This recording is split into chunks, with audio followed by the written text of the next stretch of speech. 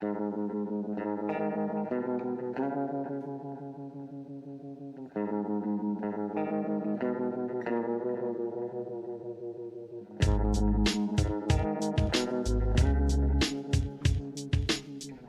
to Appalachian Dim Sum, where our entertainment is our comfort food.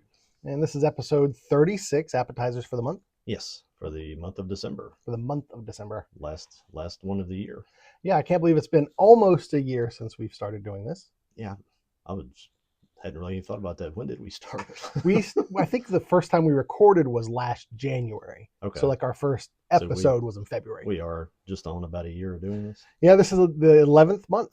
Yeah. At some point we'll figure out how to promote it so other people will see it. Right.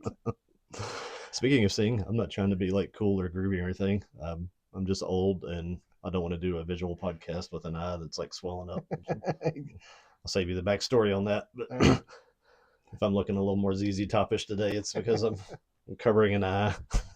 It's for you.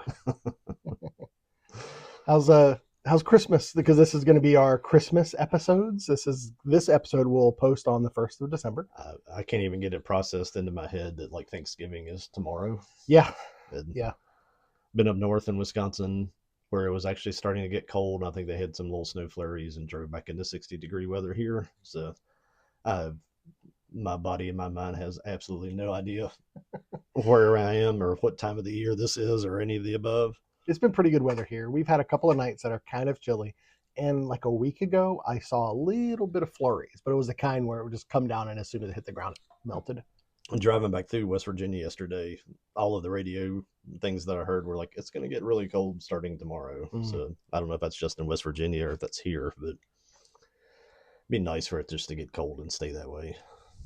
Yeah, I've really enjoyed the fall and I'm looking forward to the winter. So bring it on. We're in the middle of like hunting season here. And it's like, it's technically hunting season, but you walk outside, it's like, is this June, July? What's happening?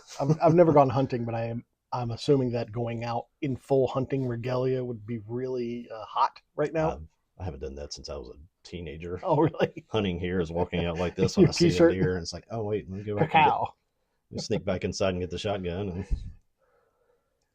Well, that's the benefit of having land around you. Yeah. My house is a giant hunting blind. That would be interesting to see if like people who live more out in like rural where you have woods and stuff around you versus city folk, like which one that is it very heavily geared toward city folk wearing the full gear and having like the stand and like the whole get up. Who's in it for the food and who's in it for the fashion? For the fashion. I was gonna say for the sport, but yeah, for the fashion. Yeah. People like stuff. Oh yeah. That's a big part of. I'm not going to criticize them. I like stuff too. No, we're sitting here in front of all of my stuff. That's what the whole podcast is about. Look at this stuff we're watching. This month we're going to be talking about the Fisher King, but not this episode. Yeah, that's going to be our main course. Yep. We didn't pick it from a cookie because it really is more of for me, it's a Christmas time topic. Mm-hmm. I guess I'm going to be making the case of why. Yeah, we will definitely discuss that because I hadn't. Well, again, I'll say this probably the next episode, but I hadn't seen the Fisher King since I was a child, and I'm talking like I was a child at the point to where I kind of found it boring, so I had to watch it this time to know what we were going to talk about. Yeah, and definitely I'm open to hearing why is this a Christmas one for you? I saw it not too long after it was in 91. I don't remember exactly when I started driving. I remember I took maybe save more of that story for the main course, but took a girl there to see the movie. And I have a lot of girls that I've ditched over the years because of their reactions to movies. but looking forward to that story. This one, it really was a mind-blowing like movie for me at that age. Kind of a lifestyle setting movie for me, I guess was probably a better way to say that. But I think her comment was like, well, that was weird. It was like, bye. I was like, yeah, we're not compatible. Definitely look forward to hear more about that. But yeah, because of that, appetizers are usually we usually have an actual appetizer with our appetizer section. It'll make more sense when we get into talking about the movie. Our appetizers are going to be dumplings. Yes. Then our main course will be Mushu pork. Mushu pork. And Steamed dumplings, mushu pork. then we'll have dessert. I forget what that is. I I brought fruit pie because that was the only other. I looked through the food references in the Fisher King, and that was one reference. Of them. I was like fruit pie, but I was disappointed, and we'll show this on our dessert episode. I couldn't find the actual like fruit pie like in the wax paper. I don't even know if those exist anymore. You'd have to find an old family like gas station probably to do that. But I did bring gas station fruit pie, so it's thematically appropriate. Is it? I forget how they say it. It's like maybe that one was expired a couple months ago. Expired a couple months ago. That was my plan. I went to a couple of gas stations looking for these, and I eventually was like, these will do. But I was really hoping to find like a thing of fruit pies and see are there any that are expired. But you could probably go down the road here in the Fincastle and maybe find one. But, maybe. But we'll do that. We didn't open with eating our dumplings because it's what is it? A little bit after. It's right at 10 in the morning. It's right at 10 in the morning. It's a little early for dumplings. I don't really want dumplings at 9:30. Thank you. So we're gonna get a little closer to lunch. So in between the appetizer episode and the main course, we'll probably have both. Will we insert dumplings here? Yeah, we'll put the dumplings there. We'll show you the dumplings that we are going to eat here. I am looking forward to it. I don't know. Again, I don't know if I've ever had mushu pork. It wasn't even on the menu at our local Chinese takeout place. Mm-hmm. It said it's like a northern China dish. So okay. I don't know if it's a regional thing, and if the Chinese restaurants in our area actually represent regions or anything or what. I into a topic there I know absolutely nothing about. I walk into a Chinese restaurant like that looks good. I'll do that. I ended up having to go to a buffet and just do takeout from the buffet because they have all sorts of stuff.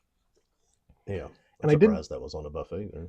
I did want to tell you the Szechuan restaurant that's like near me. We've discussed about going there before. Yeah, it had closed down during COVID. And it's like back now. Okay. Apparently it's been back for a few years.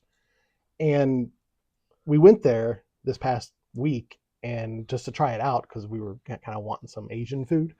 Really good. But it's like halfway in between like a takeout place and a sit down place. I think if you're truly doing Szechuan, if that's the right way, if I'm even close to pronouncing that correctly, it is generally traditionally more spicy. Mm-hmm. But I'm sure it's probably tamed down for. Yeah, it wasn't spicy at all. Yeah. Every once in a while when we travel, I always joke that I'm in my 50-year battle with General So.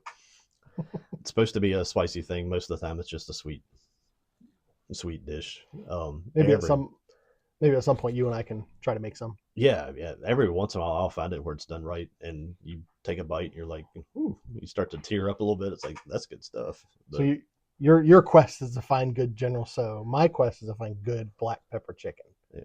There was a place that shut down. It was a buffet, and we were going there at least once a week. It was great because the black pepper chicken was fantastic, and it shut down. It's now like some sort of like a vape store or something. Makes sense. Vapes and batteries. That's what we all need on every corner. Yeah, but vapes, batteries, banks, and storage units. Those are like the stores that keep popping up. My thing with sampling foods from other cultures and stuff is give it to me the way that y'all do it.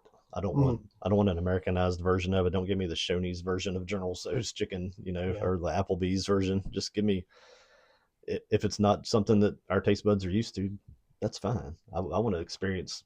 That's what I love about traveling with our shows. We go to places that actually have like a Japantown or a Chinatown or a little Korean section. As we find that like that little small restaurant thing, but there's more people parked there than there is parking. You're like, we need to go there because it looks like a hole in the wall, but there's some little old lady in there that's cooking it the way that she did when she was growing up. And when there's a big crowd of people there, it means the food is good and somebody else has already found it. Absolutely.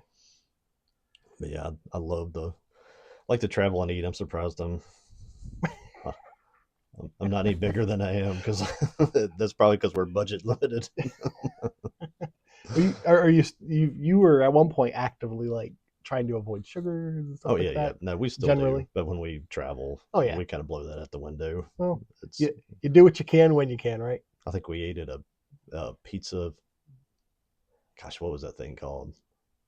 It's basically like a pizza buffet. It's kind of like our Mm, old CC's, but better. yeah. But CC's whatever, back. whatever the Wisconsin version of that was. Mhm. Um, yeah, that was all carbs, all sugar. Yeah. That Oh was yeah. exactly Yeah. opposite of what we try to do. But Well, if our intention was to make me hungry, I think we've accomplished that. I will be ready to eat after this. yeah, yeah, All this food talk. That's great. yeah, You want to get into our meaty appetizers? yeah, All right. The yeah. first Let's one go. is yours. This is the second season of Vinland Saga. Mm-hmm. Um, it's based off of a manga by Makoto Yukimura. It's as close as we'll get. Um, I've said it before. I really love the historically based anime and manga, and this is actually based on sort of the warring era between England and Denmark from just after or right at the year 1000 up till about 1018, um, where the king of Denmark and was trying to actually just take Britain. And I think they depict it pretty well in the first season. You see London, and London is like a little fort town. It's like a by the water. It's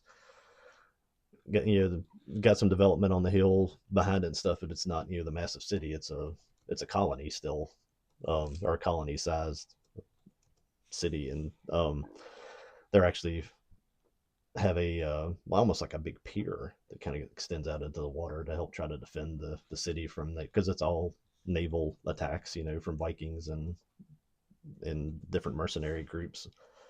Um, but anyway, the first season is so very action oriented. Um, it follows this guy named Thorfinn, who is the child of this great Viking warrior who gets killed, and then he's not taken. He sneaks onto the boat of the guy who's named Askeladd, who's like a mercenary that works for the king of Denmark, um, with the intention of trying to get revenge and kill this guy. And he discovers that he's stowed away on the ship and just sort of takes him as a slave at that point. And it develops into him sort of, the little kid Thorfinn attacks Askeladd all the time, just gets crap beat out of him because he's teaching him his lesson, putting him in his place, kind of thing. And Thorfinn learns how to fight and becomes a young like warrior for this guy, and he's just like crazy fearless.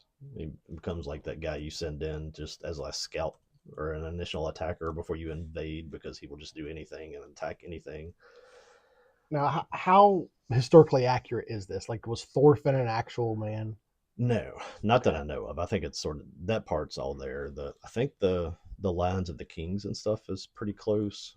Um, it kind of gets into as Thorfinn is becoming sort of this fighting machine for Askeladd, who's again a mercenary working for the king of Denmark. Um, they kind of developed a sort of mentor relationship, where he's like, I'll keep doing this for you as long as I can fight you like once a week. It's like, I'm going to kill you. And he's like, yeah, okay. So said they'll have their weekly fight and he'll just beat the crap out of him again. Um, but he kind of helps him become like this really tough warrior. And Askeladd ends up getting hired as a mercenary for Canute, who is this young, I guess at that time he's the prince of the king of Denmark, Okay. and gets into the whole story of where they kill the king. Canute becomes the king, um, and while that's all going on, Thorfinn basically becomes Canute's bodyguard. But then one, Uh, this you've never seen Berserk, right? I've seen the movies Oh, versions okay. So of them. yeah, definitely sound like It for is me, I'm very, like, it is yeah, very. Thorfinn definitely sounds like Guts, and I mean he because What Guts was a child and he what's was the taken upon from Griffith. Griffith? That's what I Yeah, was trying to and think. I Griffith was is like, very what's much like Askeladd. yes, Yeah, yeah. interesting. So just from that perspective, I'm like, that sounds interesting. And it's Yeah. Canute is trying to unify, take over both England and Denmark. Okay. Um, but Thorfinn, in the course of all that, I guess gets. I think he's involved in. I can't remember exactly what happens at the end of the first season, but he breaks with Canute, and then because he's no longer work for him, he's sold into slavery, and then he is Um, Thorfinn is. yeah, Okay. he's still kind of like a teenager then. Hmm. Season 2 comes back into him being um, just existing as a slave. It kind of introduces this new character that's like their family. This is back in Denmark. I'm sorry, the new character is in England. This is it's still that England and Denmark back and forth. They introduced this guy Einar with his family, how they've got their new farm, and they had to flee where they were because it had been invaded, and of course where they are at that point gets invaded by Vikings Of again. course. Everybody gets killed. They take Einar as a slave, kill his mom, kill his sister. Jeez. Um, then they the slave owner that buys Einar is the same guy that owns Thorfinn. So it kind of ties back into probably 8 to 10 years, maybe down the road, where Thorfinn's an adult slave working for this guy named Kettle, who is a slave owner. And really, the second season is as action packed as the first season is. The second season is really about just these two guys, Einar and Thorfinn, existing as slaves, and how they they're really good workers. They're really strong guys. The owner Kettle sees the value in them, and actually kind of starts to know them. Gives them a little small piece of land that they can start using to harvest their own grain and stuff. And he says, when you get enough grain that you can pay me back, you can buy your freedom. And that's kind of the main plot line of this whole second season. It's really a smaller, more like a historical drama than it is an action show like the first season. And the first season is kind of crazy. It's just fighting all the time. It's really bloody. Um, but it does start to things start to happen, and people start to learn who Thorfinn was, or start to recognize that he was a warrior. And Canute actually shows back up and sees that Thorfinn grown up, the guy that used to be his bodyguard, is now this slave there. And um, I won't give away what happens in the season and stuff, but for the lack of action in it, it has a really badass scene. They kind of at the head of the climax of the season. Um, I don't think it's spoiling anything there, but when he's just trying, he's Thorfinn has really just kind of embraced this life of being a pacifist. Like, he won't fight anybody, and these other Vikings show up to actually with Canute to try to take Kettle's farm because they're just going around seizing lands that they need to help fund their war against England. And that's how Canute comes back into the story. Um, but when the Vikings show up there, he kind of stands up for the farm, but won't fight like this Viking invasion force. And they're like, well, they start making bets on how many times this little kid or this young guy can take a hit before he's out cold. And I think like the over under is basically like 10, and like Thorfinn's like, make it 100, and he stands there and like takes 100 shots from like their best Viking warrior, and just wears the dude out. And his face is all just like bleh, about like I look right now. um, I definitely think that's I like that trope for a hero. yeah, Is the hero that can take a beating. yeah, no, Yeah. he's I, like when people like try to attack and fight him and stuff like that, he always just like, that was his whole thing when he was growing up fighting, is he fought with two daggers. That's the whole thing with the picture that we have on the screen. That's his fighting stance. Even when when he doesn't have the daggers, he still fights. He still like fights that way because it's how he learned how to fight. Okay. And people try to hit him and they can't touch him because he's so fast. But then like at the end he lets this guy like hit him. It's like, yeah, okay, 99 more, come on. They show it as it progresses. He's like in the 60s, and the guy's like out of breath, and he's still trying to get the strength to hit him. And he'll take a shot, get knocked to the ground, and stand back up and be like 67. And you're like, it's like, oh my gosh, it's like you're a badass. Pardon my French. So looking at what people say about the volumes and how much of this is covered. I think there's a lot. Of course, this is great. This is internet opinion, so it can go different ways. But people are saying that like it looks like there's maybe 2 seasons left. Okay. And they could do like maybe 2 seasons in a movie or something. But the whole idea is that they call it Vinland Saga, is that there's this idea that there's this place where there's no war, that oh my goodness, who I'm trying to think of like the Leif Erikson, trying to think of the famous like Viking explorers and stuff. Leaf is actually a character in this that he had basically discovered, I think, probably like Nova Scotia or Greenland, somewhere Okay. like that, in his earlier years, and has come back to Denmark and Norway in that area, and told people about there's this place that's like it's green as it can be. You could farm anywhere you want to, and nobody's fighting over it. And that's the whole idea. Is that Vinland? That's kind of what I think they're referring to as Vinland, and that's the whole idea is that he dreams of wanting to go there and just and be in this place without war because he's done awful things. He's like I said in the first season of it when he's fighting for Askeladd and all the other mercenary guys, he kills a ton of people. It's I mean it's all pretty brutal stuff.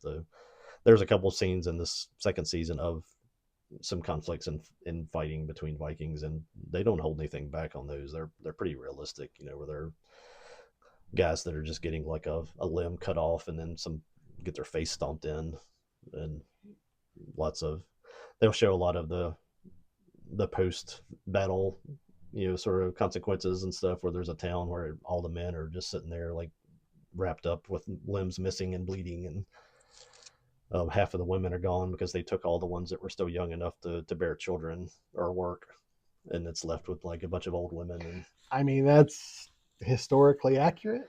yeah, yeah, I love the series because you know, we'll try not to slip too far off into that. You're bombarded here all the time about slavery, slavery, slavery in the U.S. and it's like we didn't create it, and it's like we're the first people that ever ended it, and it's been going on. They've done it to white people, they've done it to brown people, they've done it to Asian people. Everybody that conquers other people takes slaves. That's the way of the world. It's we didn't invent it. So I like actually seeing a portrayal of it somewhere else that's not just some other look how bad people in the South are. Well, when you were talking about the the arc of the main character, Thorfinn, like at first I thought Berserk. That's kind of what I was hearing, and then when you're like, "Well, you got sold off into slavery," in my mind I thought, "Oh, like Gladiator," because like Gladiator, that was the premise. They were like, they were The, sold off into different slavery, and they ended up being thrown into the Coliseum for it fun. really is very much like the Studio Ghibli guy. Um, you know his name, The studio, no, I do not the know main guy. the guy over it. Yeah, uh, Studio Ghibli. I have a whole shelf of it over there. I could just walk over there and grab one. Um, I'm just uh, not gonna remember his name. Miyazaki. Yeah, Miyazaki. He is very, and rightfully so, because I think I don't know if he grew up or his parents were survivors of World War II. Oh, Um, Miyazaki is very anti-war in a lot of mm. his anime. This guy Yukimura definitely is that way as well. And I like using things like this that are kind of demonstrating horrors of war and stuff like that instead of just being something that's just browbeating you and trying to shame you into taking a position. Just sometimes it's better to just let people see things. Did you ever watch in the corner of this world or in the corner of a world? No. It's one of those movies that you put in that category of like I want to recommend it to people, and then I want you to watch it one time, and then I hope you never have to see it again. Okay. It's literally it's a town that's like on the opposite side of the mountain from I don't remember if it's Hiroshima or Nagasaki. Mm-hmm. The whole film is from, and it's an anime. The whole film is from the perspective of the people in this town and how they don't have any how much they're being lied to by their government, which I guess we're starting to get a good taste of that. Well, Or we've had a we're just starting to realize how much we're of a starting to taste of understand how much of a taste of it we've had. yeah. But like you know they're doing their village things, day-to-day stuff, and it's like why are there all these destroyers back in the harbor? And it's because they're there trying to hide from the Americans that are just mauling them. And then like when the bomb actually drops, it's just like they're all outside, some of them are gardening and all that stuff, and it's like a thunderclap and like a flash, and they all stop and like look up like what was that? And then like they go back to their day-to-day stuff and don't even realize that even happened. Mm. Like 2 days later you have people that are start like just walking over the mountain, and half of them are melted and burned severely. They're killing, you know, they're carrying whoever just barely survived.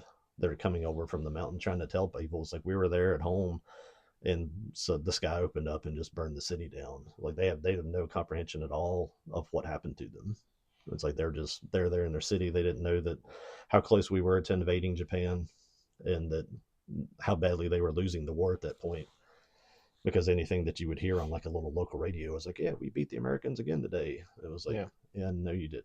You sent out like 30 planes, and they'll say like, I've even seen that in some of the literature when I was in reading history books, that they would send out like 30 planes on kamikaze missions. They would report back to the government that they sank 30 ships today because none of the planes came back. And it's Right. like, So the assumption is they completed their mission. in reality, most of the planes got lost, ran out of gas, and crashed into this ocean. They never even found anybody to fight. The ones that did find somebody to fight got mauled by our Air Force and never made it anywhere close to a ship. And but that level of lying was just going on there. And it's kind of the same with this. The illustrate the way that they can kind of come in and illustrate things there is just so it's definitely a different insight than the way anybody produces stuff here. I don't know that anybody here can make a product without being preachy, and they can just make it and just be like, here's this, watch it and learn from it. Yeah. And it's a one of the many attractions I have to Japanese filmmaking and anime and all that. There's a bit of right angle turn. Ever heard of this? When you were telling me about Vinland, the Vinland Saga, another character my mind went to was Yusuke. Are you familiar with Yusuke at all? Is that the name of the show? No, it's the name of a person. No, Okay. Not from that anyway. He was an African man that found his way by like working on ships and stuff to Japan. Okay.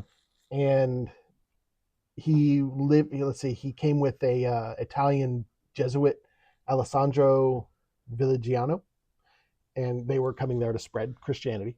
Was that the movie? There's a movie. Oh my goodness, was it the Driver guy, Adam Driver?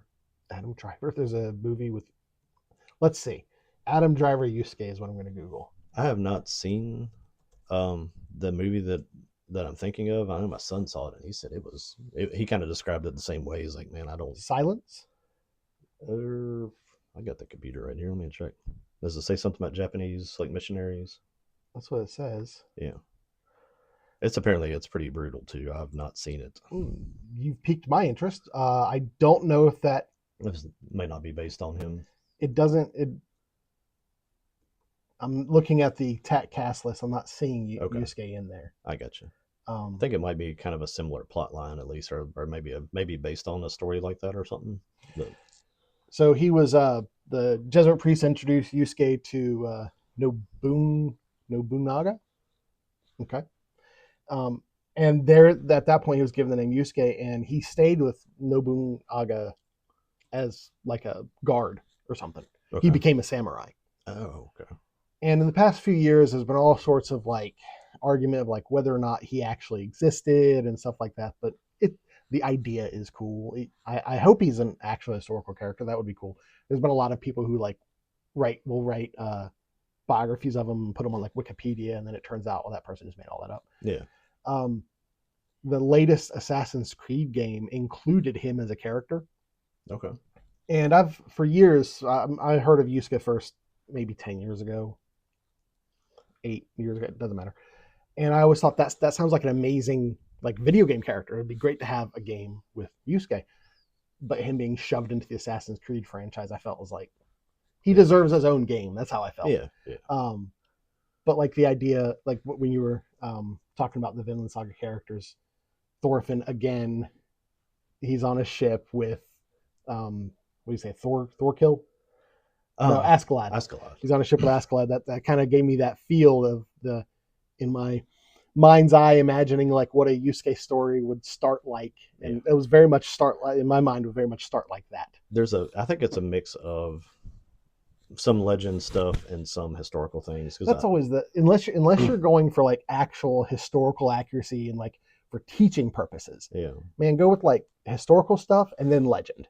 Get both. I think Askeladd, I remember looking him up back when I watched the first season. I won't get into all that. I think he has some basis both in somebody that existed and somebody that kind of became a thing of legend. And it's neither here nor there on this season of the show, but that's and there's a big one. I think the one that you said, Thorkel, Yeah. he's like a giant. Oh, okay. But I mean, he's like not like a mythical one. He's just like a dude that's probably like a 7 foot tall warrior. And in the first season, like when they go to attack London, they have a ship with him on it, and he's just throwing poles. Mm. He's got like Like cabers. yeah, like telephone size poles. They have a ship that he's like their artillery cannon. Yeah. They just are protecting the ship and taking him around. He's throwing poles and like blowing up sections of the fort wall and like just skewering guys with it. And it's like, It sounds like a fun series. oh, I love it. It's not as bad as like Attack on Titan in its release, but it has been a slow release. Well, it's been a few years since this one, right? Since Yeah. season 2. Yeah, I've caught this again on Crunchyroll. I think it was originally released just on Netflix, and I think some of these studios keep that deal that where if it's tied to our manga, then we can still put it on Crunchyroll. So that keeps it from being just imprisoned on Netflix for the rest of its life. But I've resigned myself to at some point I'm going to need to subscribe to Crunchyroll. yeah, That's just the long and short of it. I'm kind of the other way. At some point, I'm going to need to like just get Netflix for a month and just like power watch stuff that I want to see from there, and then just get rid of it again. But, That's funny. Funny that you mentioned that. I guess as good a time as any to go to the next. yeah. Is a Netflix production. It's Guillermo del Toro's Frankenstein. I have not seen it. I've probably heard more about this show than any other show I haven't watched recently, because it seems like I've heard lots of people talking about it. Like I've even heard Andrew Clavin on the Daily Wire talking about it. So it's definitely got people's interest. Absolutely. And this was one of those films that like came out in the theater, and I was like, oh, I might want to go see that. And then it just showed up on Netflix. I was like, I guess I don't need to go to the theater. And apparently it was in the theater at the same time when they released it on Netflix. So there's a few Netflix things I guess if it's a big enough production, they do a short theater release just for people that don't have Netflix, I guess. But Guillermo, I think don't quote me on this. I think Guillermo del Toro actually came out and like tweeted or said something along the lines of, well, if you like Frankenstein, go support it in the theaters. Yeah.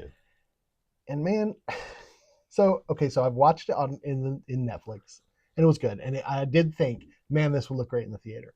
So now I'm going to go spend what is essentially a month's worth of Netflix subscription to go see one film that I've already seen. Yeah. Yeah. I'm not that altruistic when it comes to the movie industry. I'm not that. I'll go see a movie like to support it, but it depends on the film. I'm not that attached to Frankenstein as a property to have the interest in it that everybody else seems to. No. I've said before that I think would have been the person to do a larger universe world with like the Wolfman and Dracula and all that. If they announced that they were going to do that with him, I'd say yay. Yeah, because I like his movie style. I think he's warped, from what I've heard, he's warped the story of Frankenstein a little bit. But a little bit. I actually had to look it up. Have you ever read Mary Shelley's Frankenstein? I want to say yes, and I think it really was middle schoolish time, maybe even like sixth grade. It's been so long, I cannot remember. If I was supposed to read it, I did one of those things where like I just like read Cliff Notes or something. I might have done the same thing. As it seems like my daughter asked me if I've read it. I'm like, I think so. Yeah. It's like it doesn't really stand out. It's not like some thing where I can be like, oh, I love this part of it.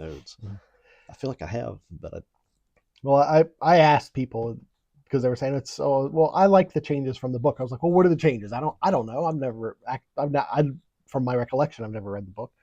And apparently the big change was that in the novel, Frankenstein creates his monster and goes, what have I done? And runs away.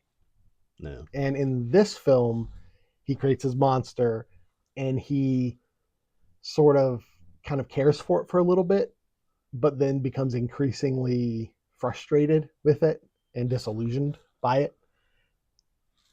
And one of the things that they really set up, like the first third of the film, is about Frankenstein's childhood, his relationship with his mother, his relationship with his father. So it really sets him up as a character. And then you get to see his father relationship with him get reflected in his relationship with the monster.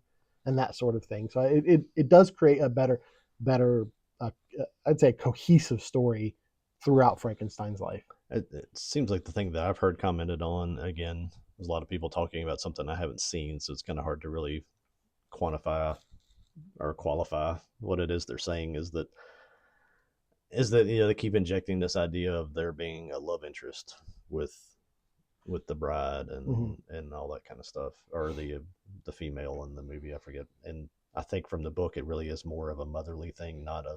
That seems to be something everybody wants to change whenever they make this.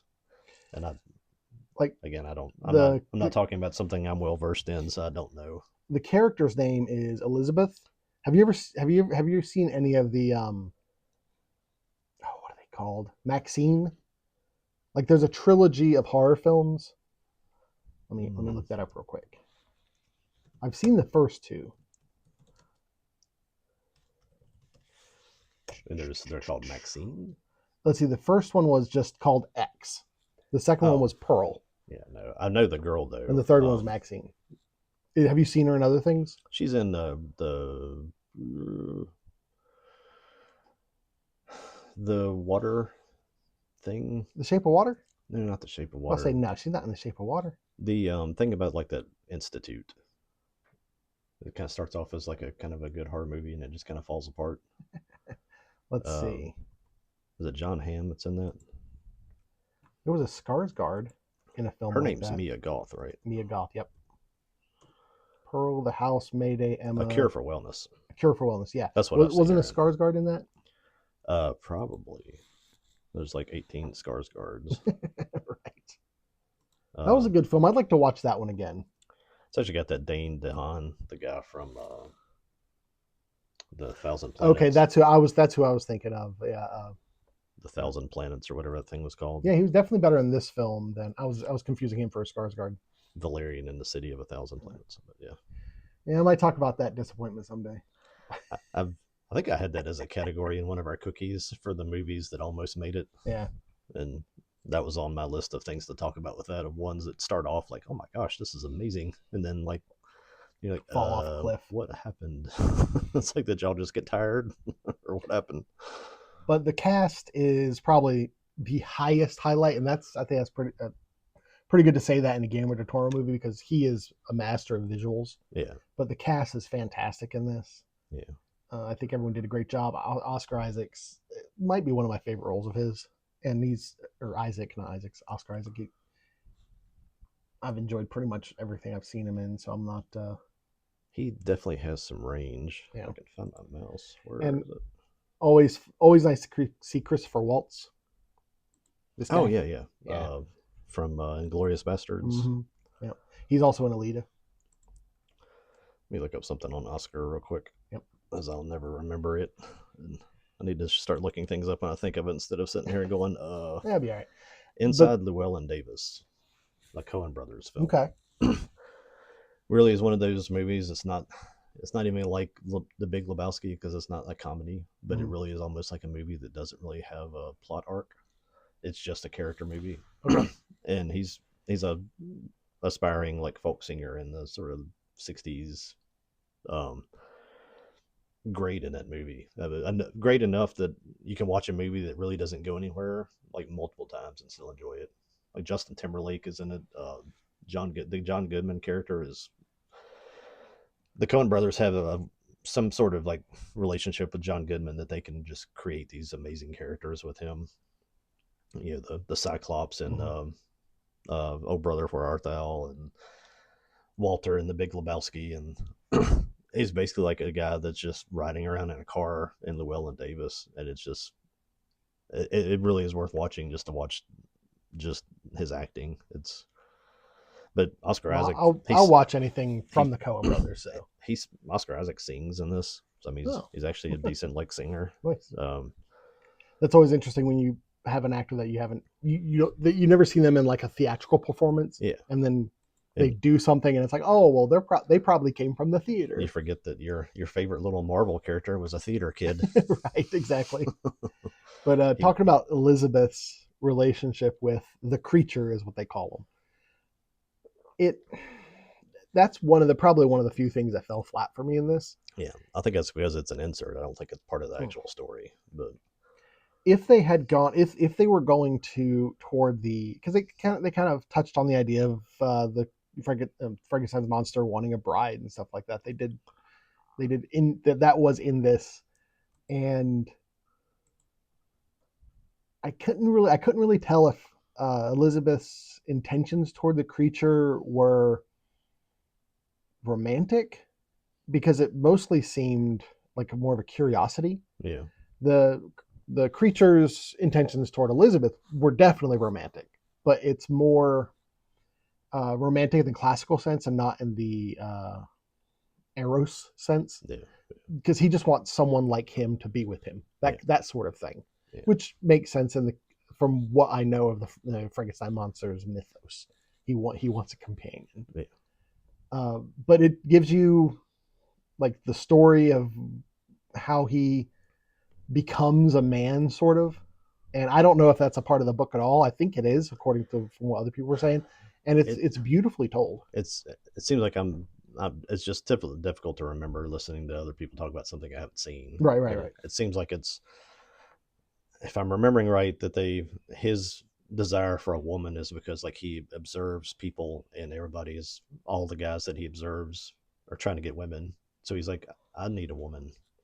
I don't know if that's the nature of how he gets that desire, or if it's something that's just the natural that is in him, or what. But Well, in this film, Christopher Waltz plays Harlander, and his character is like the financier. He's like the guy who pays for everything for Frankenstein yeah, to get his operation up and going, and he's like the uncle of Elizabeth. okay, And so that's kind of how Elizabeth, at one point after the creation of the monster, Harlander and Elizabeth come to the, I'll say castle, really, come to the castle where he made them, and uh, Frankenstein has the monster like hidden, but she noses around and finds him because she he's hears him. probably the biggest trope in film history. Really, is Yeah, that an old guy comes somewhere with a beautiful daughter, and some whatever character the story is revolving around sees the daughter and, excuse me, it's like, and ooh, falls in young love. woman falls in love. Yeah, Yeah, that's a there's 3,000 versions of that. yeah. All sorts of films. Some that are good films, some that are cable late night films, probably. And if we were going to go into this like as a main like a I'd like main to topic sort I'd of like to thing, read it. we could actually go in. We would go into more of the actual story, but just at this top level, for an appetizer, I just want to say I really enjoyed it. Yeah, Uh, like I love the Robert De Niro Frankenstein back in the '90s. I think just because of Guillermo del Toro's eye and his style, I think it really gives us a unique take on Frankenstein that feels fitting. It's not just like he didn't make it weird for the sake of weirdness, and it's like just weird enough to where it fits really well. yeah. So if you like I Frankenstein, thumbs up. I like him as a filmmaker, Yeah. and some of those stuff is kind of weird, and I think he's probably not somebody I want at my house. Did you ever see The Shape of Water? That's where I was getting ready Yeah, to go. I love that movie. That's great. It's a very well made movie, Yep. entertaining, beautiful movie, but it's like, wow, you're weird, man. Yeah. I'm not taking you fishing. I don't there, want you doing something to the fish that I catch while you're sitting on the end of the boat. I got to eat that. there were a lot of people who compared the love interest between In the Shape of Water with the fish man with this and the creature. I think he might have some issues, but they're not mine to solve. Which I will say, I don't think those two love interests are comparable. They're not, to me, they're not shown to be equal in like Eros. Like Yeah, In the Shape of Water, the woman like wanted the fish man. yeah, In this one, I felt like Elizabeth was more. I wouldn't go as far as saying maternal, but like just curious. Like in this, she really loves like insects, yeah. and so she's like really interested. Like she draws the insects and stuff, so she's very curious by nature, and that's Yeah. extended to the creature. Be worth to go back and watch Pan's Labyrinth with all of those, and just do some scanning across all of those and see. Look, looking for his thinly veiled fetishes. Yeah. Or I see what you're doing there. yeah. All right. Well, let's go and move on to the next Yeah, this one's a one you're brief talking one. about. There's not a whole lot to do other than just like spoil parts of it. Sure. Spoil But away. but I mean, this is season 3 that we're Mhm. just catching up on. I think it's been out for a little while. Invincible. Invincible. Mhm. Yeah, I guess I should say that because this Yep. is not a. You might not be watching the video version of this. um, I still kind of maintain as Invincible is what the boys could have been if you could have just stayed on track with the boys and keep all of their sexual perversions out of it. But they work enough of that into Invincible more than I'd prefer to be in. But it really is it's a really strong American animation. Mhm. It's based on Kirkman stuff, so I mean you do have something to actually base it on that's well thought out and put together. But Quick aside, you're just like strong American animation. yeah, not an I had a anime. discussion this past month. I've always been the type of person to be like, anime's from Japan. Yeah, well, What we make is I animation. almost said anime, but Right. yeah, I had a discussion with someone from Japan recently regarding that because they were talking about what I don't even remember what the animation they were talking about was, but they were talking about an American made animation they called it anime. I was like, so I could it be? was asking about that. No, I It don't wasn't think that. so. No. This is the one that always is the blending of the two. It was it was a very. more recent one that came out. I'm pointing at Yeah. my cactus juice, my Sokka's cactus juice shirt from Avatar: The Last Airbender. That really is the first time that we watched an American thing that was like, wow, this Seems like an anime. seems like an anime. But like in Japan, both anime and manga, they just use that any animation at all, from no matter where it's from, they call it anime. And same with manga. And I find Makes that sense. because like if they read an American comic, they'll call that manga as well. Yeah. And I find that interesting because like as an American, I think it's weird to call American animation anime and American comics manga.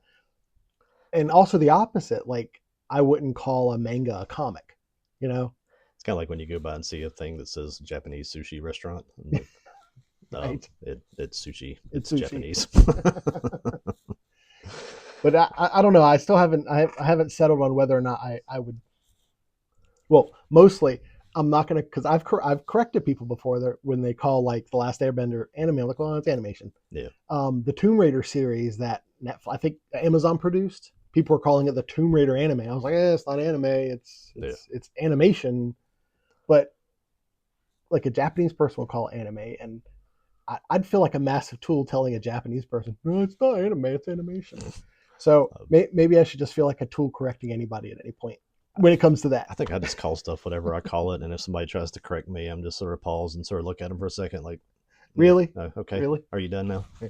Well, I think the reason I've kind of made the distinction is in America specifically. I don't know what Japanese people feel about it, but in America specifically, we kind of view Japanese animation anime in a certain light. And like with the Tomb Raider animation from Amazon, I felt like when people were calling an anime, we're kind of attempting a sort of stolen glory. Like by calling it an anime, there's some sort of They're trying to attach it to something attributes else. that gets there's some sort of quality that gets attributed to that animation that it hasn't earned. Yeah. So I don't know. Maybe I'm just being a tool all around. That's the thing with Invincible is that it was a very good story, Mhm. but it really is animated like a DC movie.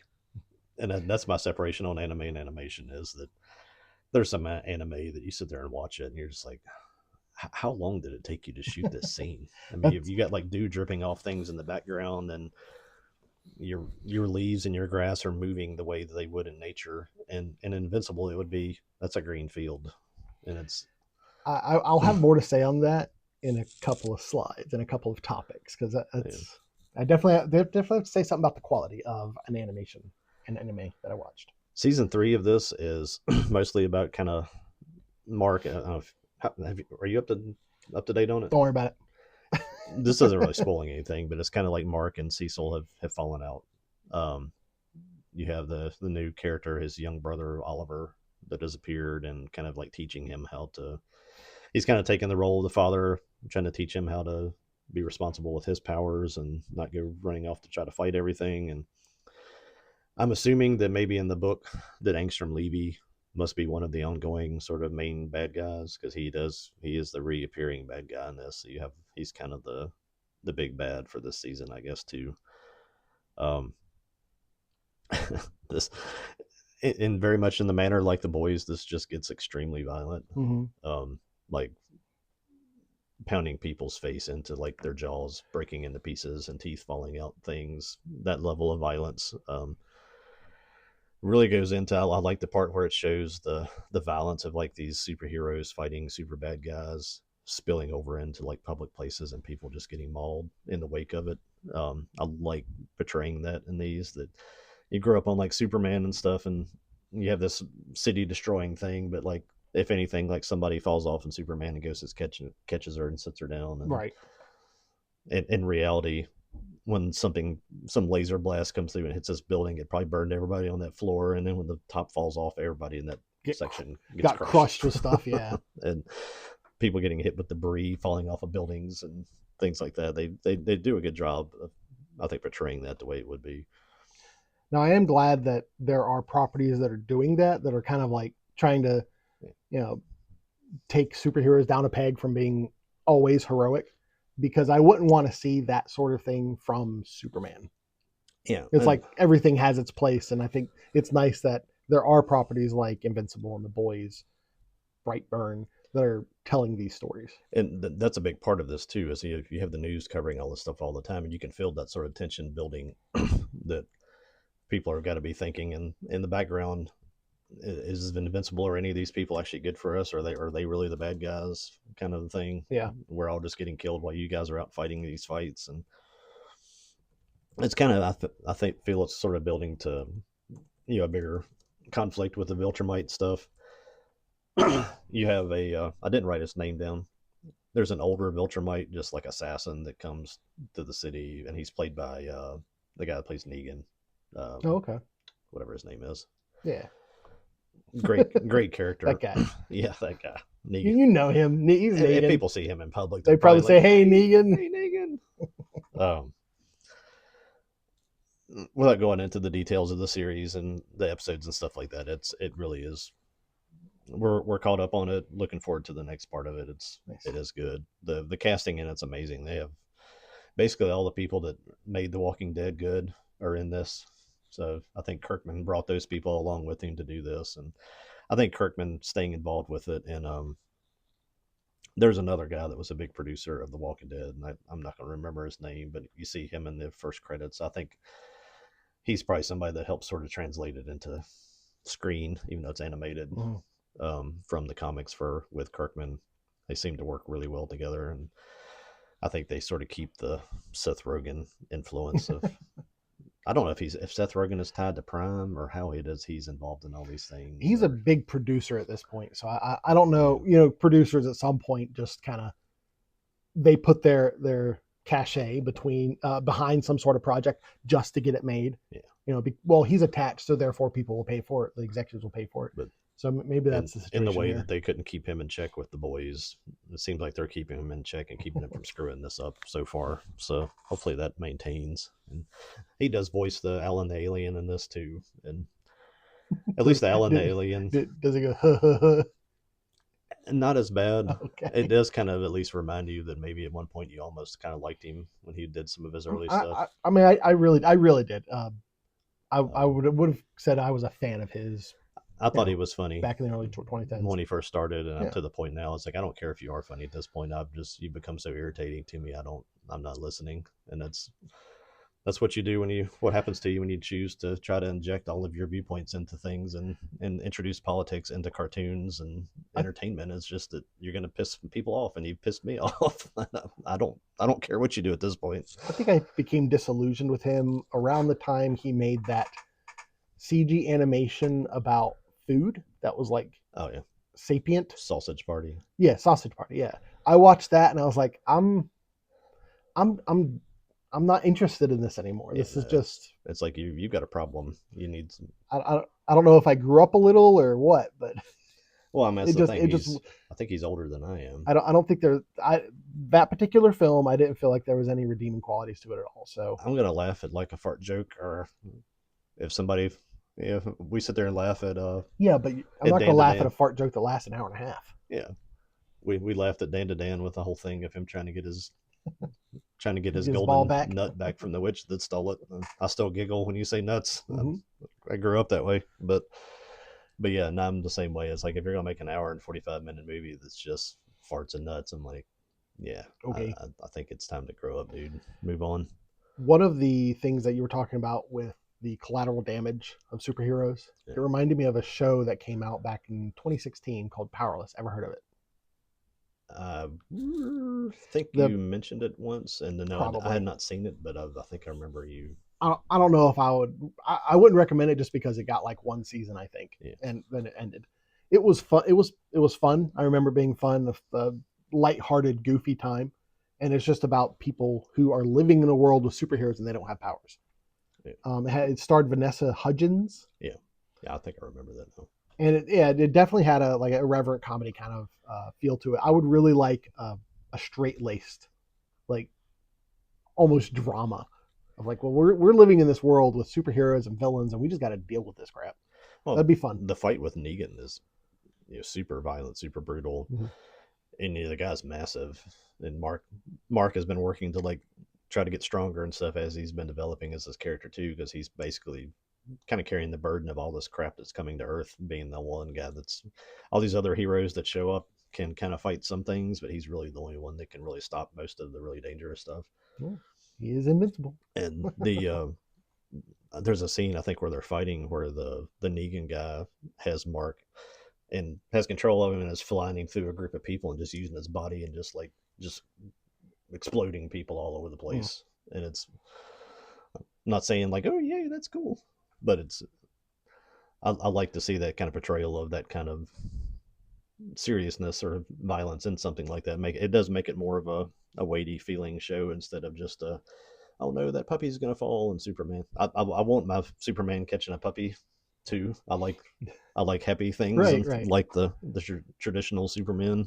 That's definitely But what I was saying before. I'm glad that we have these, so like yeah, these writers aren't wanting to go into Superman and make Superman yeah, that. yeah, I think though, and I'm by no means a Superman expert aficionado or anything, but the thing I've seen that I think most gets closer to that is the Red Sun. The Red Sun of I tried to watch it. That's on YouTube. yeah, It's yeah. listed on YouTube. Mhm. What they have on YouTube on their listing is not It's the not cartoon. okay. It's like it's like panels from a cartoon or from a comic Mhm. that just it keeps going between them and like somebody's reading. Uh, It's like a complete clickbait I thing. forget. I think it might have been on Netflix where I watched it, Yeah, but that was. I mean, that kind of touched on some of the brutality that Superman could have. you mentioned Brightburn. I love that. Yeah, Brightburn was great. That's the version of what if Superman was here but he was bad. Yeah, and I like the in Brightburn they compare like the species that kid was from as wasps, and we're just bees. Yeah, I like that comparison. yeah. Complete left turn for the next topic, which is tires. Never heard of it. Never heard of it. Okay, this is a That's got the lion on it. That's a Netflix thing. yeah, and that's one of the comments I was thinking about when I was making this was like I've watched a bunch of Netflix stuff this month. Yeah, I haven't really gone outside of the Netflix ecosystem. But the show Shane Gillis. You familiar with who Shane Gillis is? This guy? oh yeah, yeah, Yeah. yeah. It's he. I think this is like his sitcom. I Like want to say like the beer commercial guy. But yeah. I've actually, I think I listened to either he and somebody else, or maybe I listened to one of just him on a podcast with Rogan. Mm-hmm. When you listen to somebody talk for 3 hours, it's amazing how little of it you can absorb. Right. But I remember hearing him talking some Yeah. kind of longer form thing, and he's a pretty funny guy. He is definitely a funny guy, and his comedy is definitely inserted in Tires. There's 2 seasons of it on Netflix. The first season is like 6 episodes, and the second season is like 12. So it's like Did he not just do like a Academy Awards thing or something. I have no idea. Something he was I don't really pay hosting. I attention don't to. think it was quite as like the Ricky Gervais thing where he just sat there and just trashed them all to their faces for like 2 hours. But I think it was 2020, the ESPYS. okay. We'll have to watch that. I I'll remember look seeing here. some clips from that, Yeah. and he was doing the same thing, making some jokes, and some of these people were sitting there looking at it. It's like there's a camera on me, so I can't have a breakdown. Right, But right. it was kind of funny to watch them be put in those spots. Well, he does he's one of these comedians, modern comedians that have kind of proven that comedy isn't dead, Yeah. that sort of thing. Yeah. And even and that you have to make fun of things in comedy, and right. it's you can't. There's no non-offensive comedy. Well, that's not the right way to say it. There's plenty of things that are non-offensive, but the really true comedians and stand-up guys are there to push limits and to make you uncomfortable and to make you laugh at things that would be a contentious subject. And that's the whole point of it, is it makes you see some humor in it and not take it so serious. And But the complaint that people have had with comics in general. And I was trying to think of like, well, like who are the comics that are that where they have the sets and they have jokes and the jokes are offensive and they go beyond the point of being offensive to being like mean spirited. yeah. I can't really think of comics. There's individual situations where someone will say something and they mean it as a joke, but the people who it was referring to don't like it. Yeah. But I can't really think of like, I mean, like Louis C.K. got like canceled not because of his jokes, and some of his jokes are really horrid. uh, but he got canceled because of like his extracurricular activities. Yeah. Well, he got Me Too'd, I think. Yeah. So that was everybody. There's a whole lot of people in that little time window that were like, oh, okay, the thing that everybody's been doing for the last 20 years, we're gonna randomly pick people and destroy your lives. Not that he's not a slime ball, he might very well be, but I mean, if the premise of some of his jokes are based in reality, yeah. I grew up listening to Richard Pryor and Eddie Murphy make fun of white people and laugh my tail off at them, and we tried to imitate them in their comedy. Well, you still listen to that today, and it's still funny. Yeah. So I mean, it's anyway. In the same stand up, they'd make fun of their own communities and their own childhoods and their moms and stuff, and that's comedy. It's one of the funniest like setups or just quick jokes of Shane Gillis, where he's starting to talk about autistic kids, and he has like autistic children in his family, and he's like, I can talk about it because it touched me. Well, that's pretty funny. Yeah. But the reason I kind of want to talk about this was a few episodes ago we were talking about how like comedy doesn't really have a place in modern Hollywood anymore. Yeah. Like you had the Naked Gun film that came out, but like aside from that, what was the last like actual comedy film? Yeah. That wasn't just like or even millennial irreverent humor comedy kind of one thing. that's supposed to be that you actually laughed. Right. I said that about the murderers in the building. Mm-hmm. I just sat there and watched these people be like, hey, look, we're famous people. You should laugh at us. And like, you're not funny. I'm not laughing. Tires definitely had a lot of chuckle moments. That's what I'll say. Is that not no real big belly laughs, but a lot of chuckle moments. Yeah. And the premise of it is clearly, if you see the image I have up here, it's a tire shop. It's just a group of guys who run a tire shop. The manager is like the son of the man who owns the chain, but it's really focused on this one shop. Late 70s, early 80s sitcom type thing, where they would do a little. Absolutely. What was the one that was just a little airport? Wings, right? Wings, and some of the taxi show and all those things. I think wasn't that called Taxi? Cheers. Cheers was what, basically five people, like a single location, just hang out in a bar, and all of the things that happened to them. So. And one of the things I really liked about this is you could tell it was low budget. Like the first season, especially. I'm sure it was a few $1 million what they made it on, but you could literally make, if you got yourself a camera and just a location, you could make this. That sounds like Reno 911 or something. Yeah, yeah, and it's not like The Office where it's like a mockumentary kind of style. It's not that. Yeah. It is a straight, like I would say, classical sitcom. It made me think a lot of It's Always Sunny in Philadelphia, because like the first season or two of that, you could tell it was like a shoestring budget. Yeah. Because it's always in that one bar, and it's just about them. That is the show that I've tried the most times to get into and enjoy, and just could not ever get there. I went through like an arc. I really loved the first few seasons, and then I watched a few more seasons. Like, just I've told you about the sunk cost fallacy. I'm like, well, I've already watched like 4 seasons. I might as well keep watching. But really, around season 8 or so, I'm just like, I'm not into this anymore. I don't know what changed. I'm trying to find. I think it might be behind our setup here. I've got a picture of an artist that we know of a Godzilla. I can't even remember his name. His name's Brian. Okay.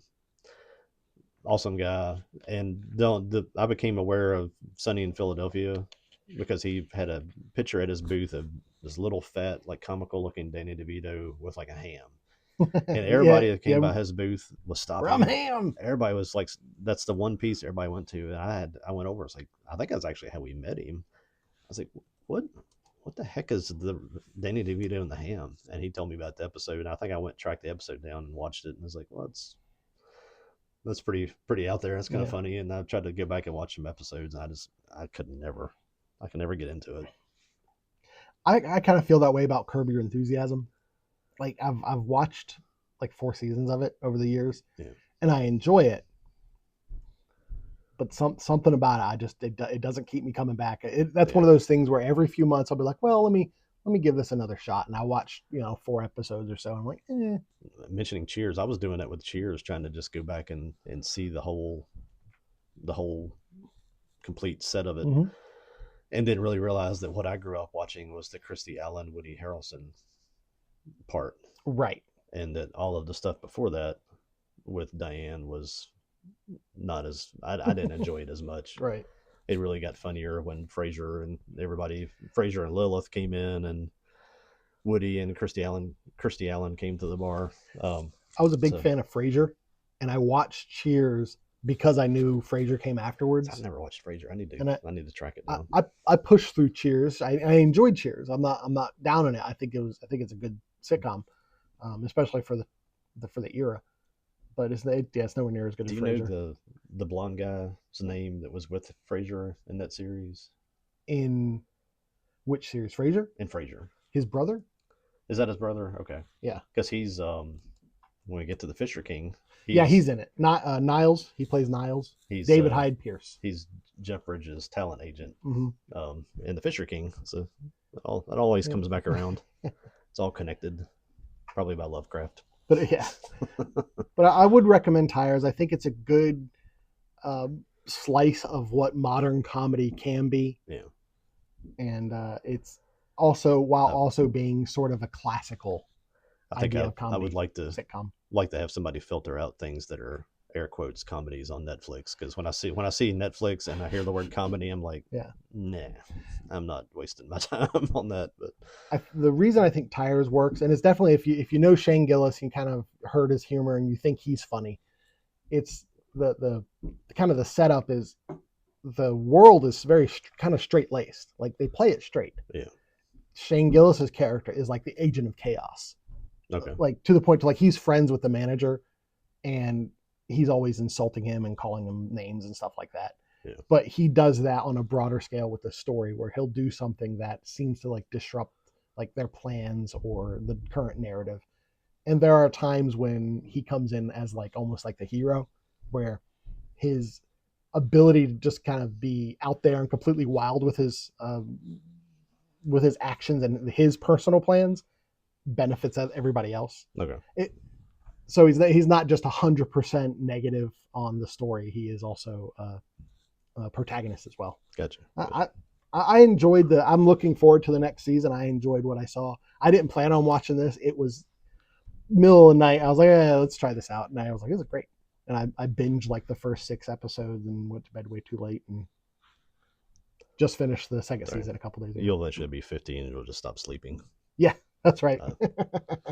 I'll watch half of an entire series and like, oh, it's 3. Okay. I guess I should go to sleep maybe. All right. Then the next thing I want to talk about is Hellsing.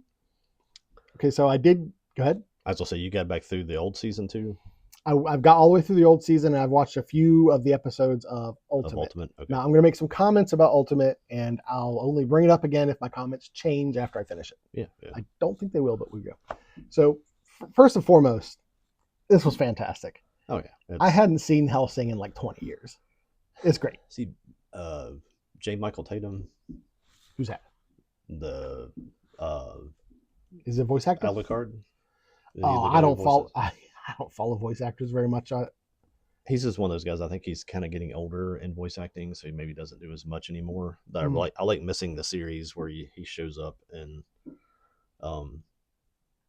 he's just got that really distinctive voice, and he's a good voice actor. I like him as Alucard.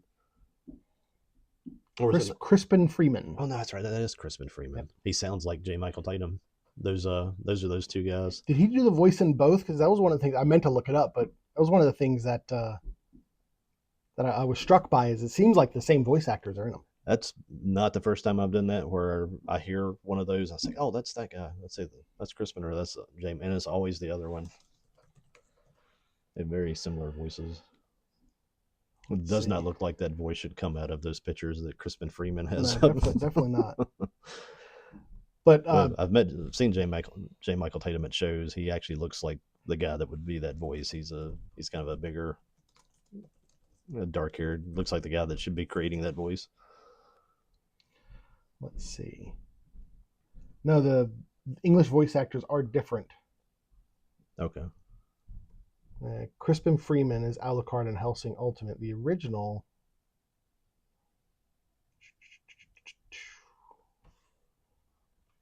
Let's see. Got to go to the Hellsing wiki here.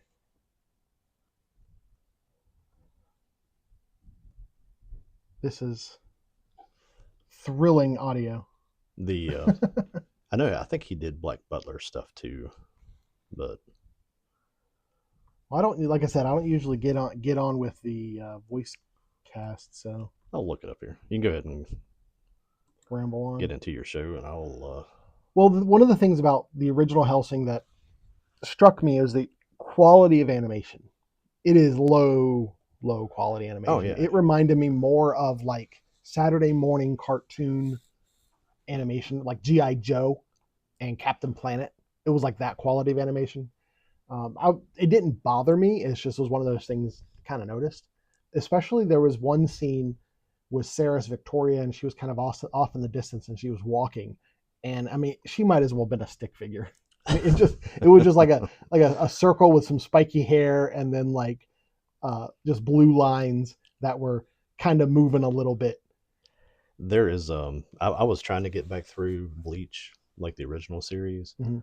And there are parts of it too where it's the same thing. Mm-hmm. It's some of the distant stuff is like it probably took them 4 to 5 minutes at most to like sketch out what they put on there. And sometimes they do the thing where like it's just a still in the front and a still in the back, and they do this whole thing to make it look like there's motion between them. Right. And the other thing that struck me that I didn't remember from the original series was they have the Hellsing soldiers. They would do things like pray before they shoot somebody. Yeah. And that I found that interesting because that was one of the things we've been talking about, is how we enjoy it when like Christian themes are shoved into media. Yeah. And I really enjoyed that. Now that I haven't seen that yet in Hellsing Ultimate, so I don't think that translated. It's been a little while since I've seen either. I watched the Hellsing series at the railroad Yeah. while I was dispatching. And then we watched the movies here, and that's been. Now the movies, you mean that's Hellsing Ultimate, right? Yeah, I got them as little movie collections of them. Mm-hmm. Yeah, there are like 3 of them. 3, but I guess they technically were episodes. But now, when going to Hellsing Ultimate, one of the first few episodes that I've watched, at first I was thinking, well, this animation is going to be like a tier above the original. And in a lot of aspects it is, but Hellsing Ultimate has almost like a sketchy, like to do shading, it's hash lines. Yeah. They do that on comics and the manga a lot, but it's kind of weird to see in animation. So I can't say I think it's higher quality animation, but not across the board. Gotcha. But I'm enjoying it so far. They've rearranged the story a little bit, which I think is fine. I think it works actually better than the original. The AI or review says that basically is a long little paragraph to say that people confuse these two all the time, Crispin Freeman and J. Michael Tatum, but he's not in Oh, really? Hellsing. Oh, okay. He's Sebastian in Black Butler, Erwin in Attack on Titan, Enru in One Piece, Scar and Full Metal Alchemist. I pulled up his Wikipedia and was trying to scroll through that, and I was still scrolling the whole time you were talking. I was like, well, he's done a ton of stuff, but he actually produces stuff too. So, but yeah, I definitely the character like Sarah's Victoria is the one that like the culture remembers. Yeah. But the the Madame Hellsing Integra Hellsing, after watching the original anime, to me she comes out as like my favorite character. I think it's a fan, and I didn't really remember her that well from before. Yeah. There was one character, Peter Ferguson. He's like the leader of the like the general of the Hellsing organization, and I don't think he's in Hellsing Ultimate. Yeah. Outside of the bounds of what I can recall on that one. Yeah, well, I'm looking at the Hellsing Ultimate characters I'm here. probably confusing characters at this point from Black Butler into this, and probably. But like one of the things in the first few episodes of the Hellsing Ultimate that they kind of glossed over is Sarah's Victoria, her trouble with becoming a vampire. It seemed like she just in Ultimate, she just like, okay, I'm a vampire now. Yeah. It's not ideal, but let's go. Yeah. In the original series, she kind of struggled a little bit more, even to the point to where she had one mission where she couldn't take the shot that she was being told to. Yeah. And in Hellsing Ultimate, she takes the shot. So there are some narrative differences. And what I expect from Hellsing Ultimate is to enjoy it, but not like it as much as the original. I think it's more if you just like bombastic, kind of crazy fights and over the top material or content, the Ultimate is kind of your thing. If you like the actually story of Hellsing, the show is much better. That might very well be it. One of the things that really has taken me out of Ultimate is, you know how sometimes in anime they go like real cartoony to show emotions. Yeah. They do that in Ultimate. They did not do that in the original series. In the original series, they had stingers at the end of each episode that was like goofy, cartoony to like talk about the next episode. I was talking about that with my son in Vinland Saga. Absolutely not present at all in Vinland Saga. He comes back home after the main events of season 2 happens to his family. His little sister has grown up and she's kind of become sort of the man of the house because the dad's been killed. The mom's old. She's kind of the laborer and she's kind of strong for a woman. That when she meets him, every time like she interacts with him, she picks him up and like shakes him and his face goes into that chibi thing. Okay, yeah. And it's like, this hasn't been present in this at all. It's like, why do you insert it now? And then all of a sudden. Oh no. And it's funny. I love that kind of stuff, but it's like, that does not fit with the series at all. And that's how I felt. It's probably because I had just finished watching the Hellsing original. Yeah. Where I felt it took me out because it like for the first half of the first episode, it wasn't in there. And then all of a sudden it's in there. And I'm like, this isn't probably the brilliance of doing like the little junior high Attack on Titan where they can make it all goofy. Right.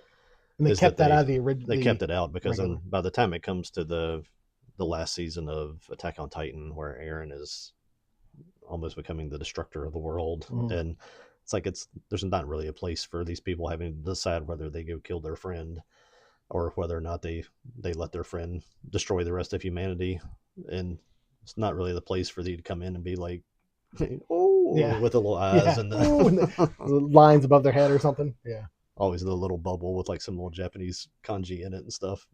It's like, now the themes of the religious themes in Hellsing Ultimate aren't gone altogether. There's a character named Anderson. He's like a hunter that's made by the Vatican, and he's sent up to kind of take care of them. They're still the Iscariots, right? Yeah. And like there was one line in Hellsing Ultimate where he calls Sarah. Um, he calls the Hellsing organization "filthy Protestants," and I loved that. I was like, "That's great, that's great." So it's still in there, but it's not as apparent. And I'll reiterate, I've enjoyed Hellsing more than I thought I would. The original, just revisiting after so long. I'm working on a T-shirt design as we speak. Oh, there you go. Filthy Protestants. Filthy Protestants. Did we put maybe that's one way we can branch out. Is let's get a garment shop going. Filthy Protestants. I like it. I like it. I do. I really like it. But I expect to enjoy Hellsing Ultimate, but not as much as the original. And that's kind of what I'm expecting with the whole Berserk. I've actually ordered, because of it was on sale. I ordered the 2016 Berserk. Okay. For it was like Black Friday sale. And I've stayed away from that because the clips I've seen of it, I'm like, this animation is horrid. So that's the post arc. Yeah. The Golden Arc, I think it's called. Yeah. But anyway, I don't expect to talk more about Hellsing unless the Ultimate becomes like this amazing thing, and I'm like, this is the best thing ever. I might mention it at some point, but I'm completely distracted now. Filthy Protestant. My pronouns are filthy Protestant. Protestant.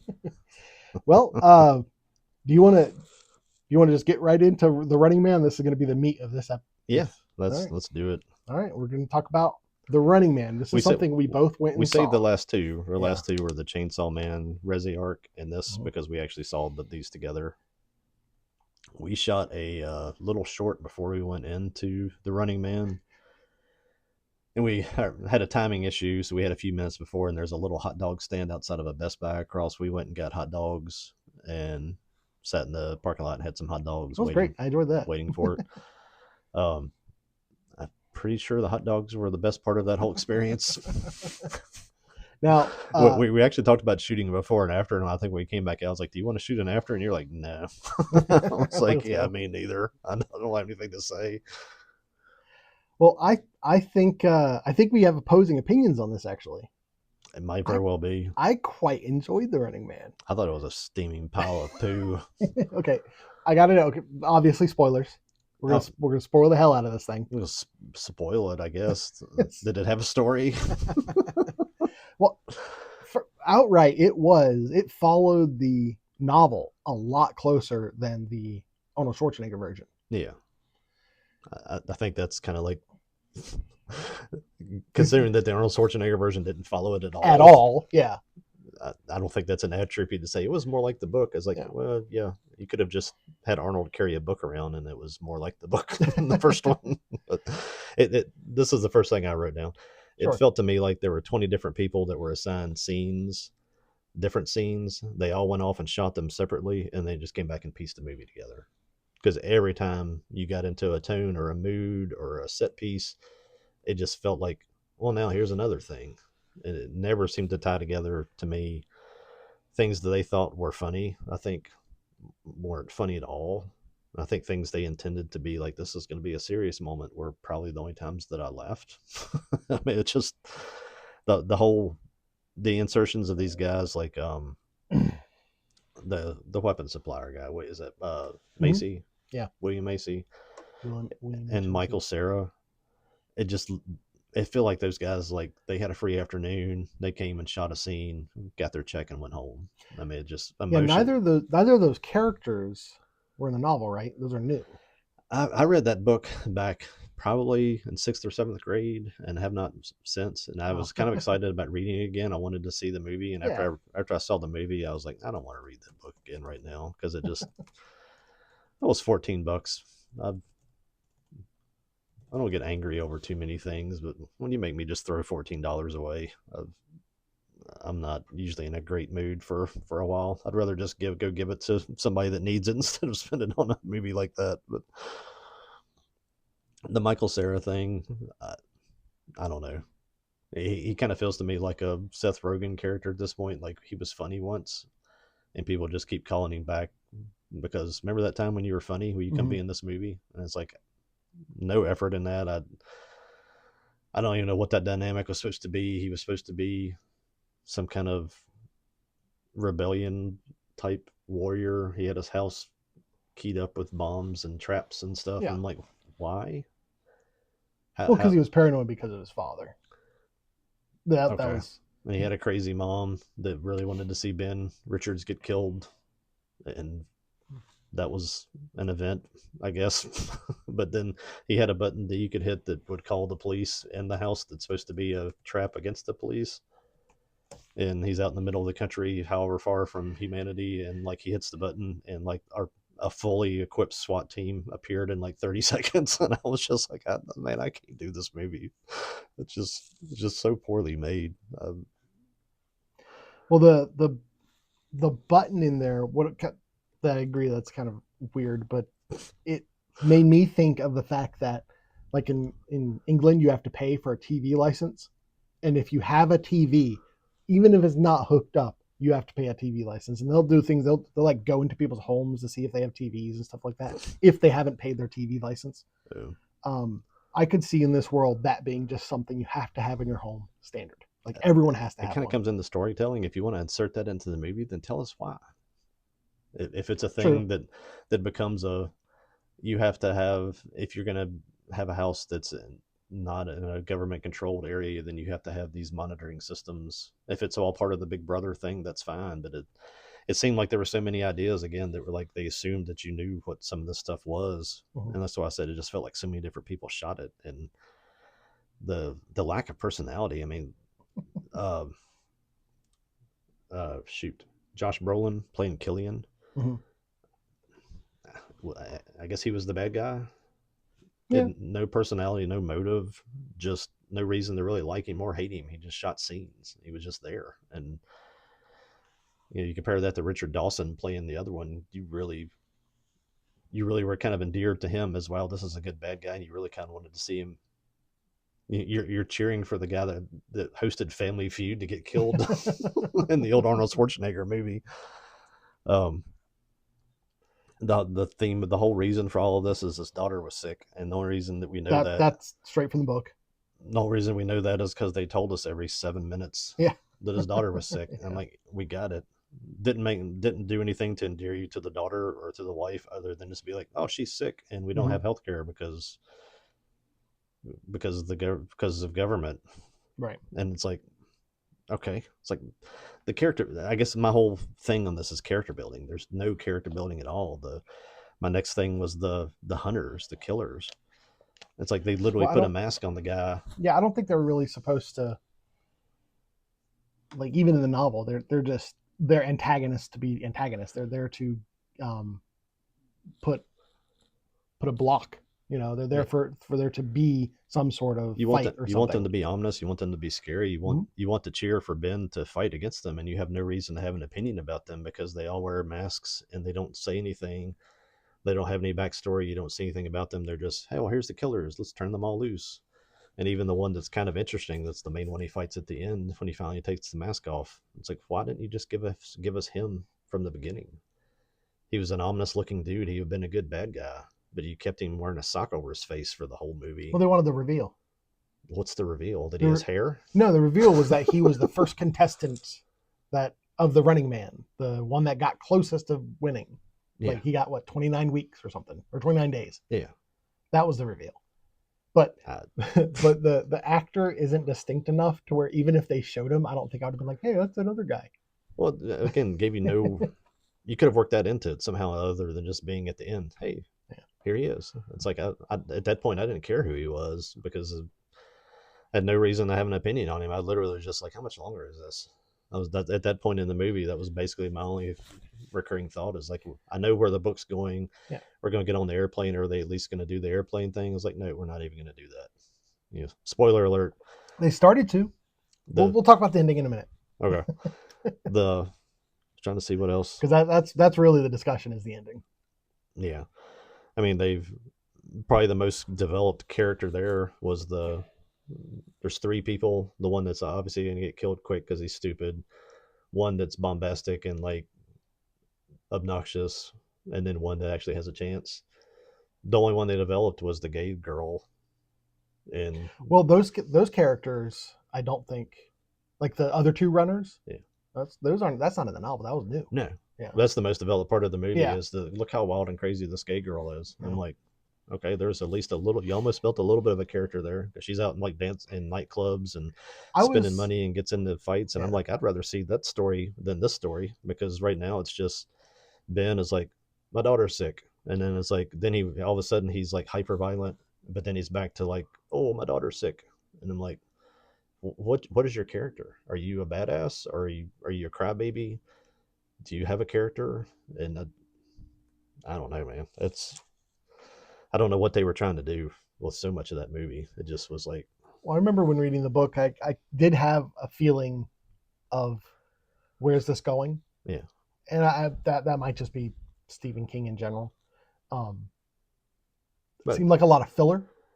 I think I remember, again, it's been a long time on the book. I remember being pretty attached pretty quickly to the Ben Richards character Well, in the book.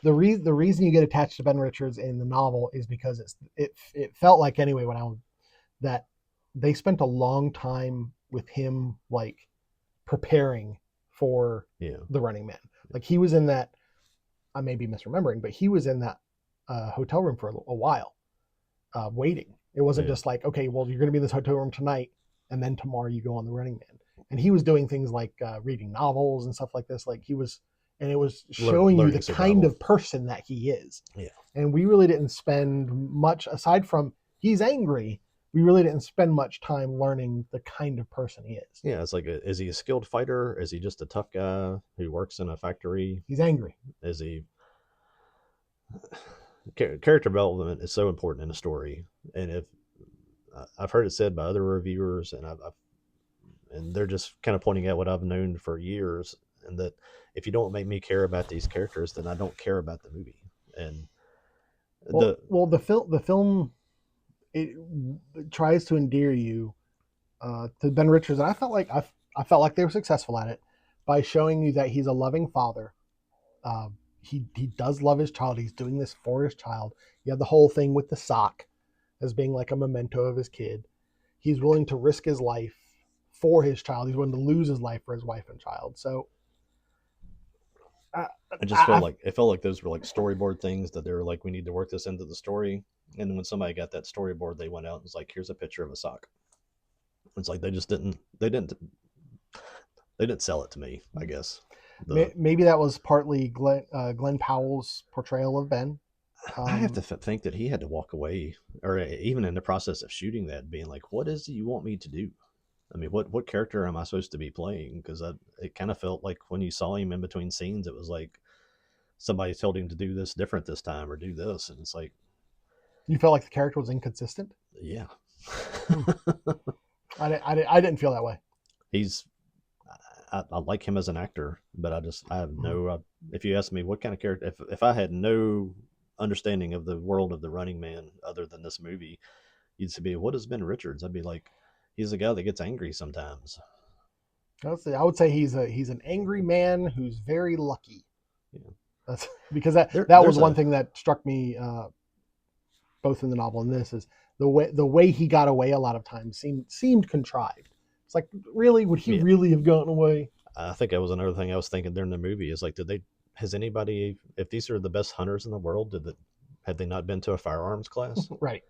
They shot what 500 Yeah. times in the movie. Yeah. Most of the time, here to like my wall over there, And at they him missed. running away and could not hit the That's side of a barn door. that's It's just plot armor there. like that's GI Joe stuff.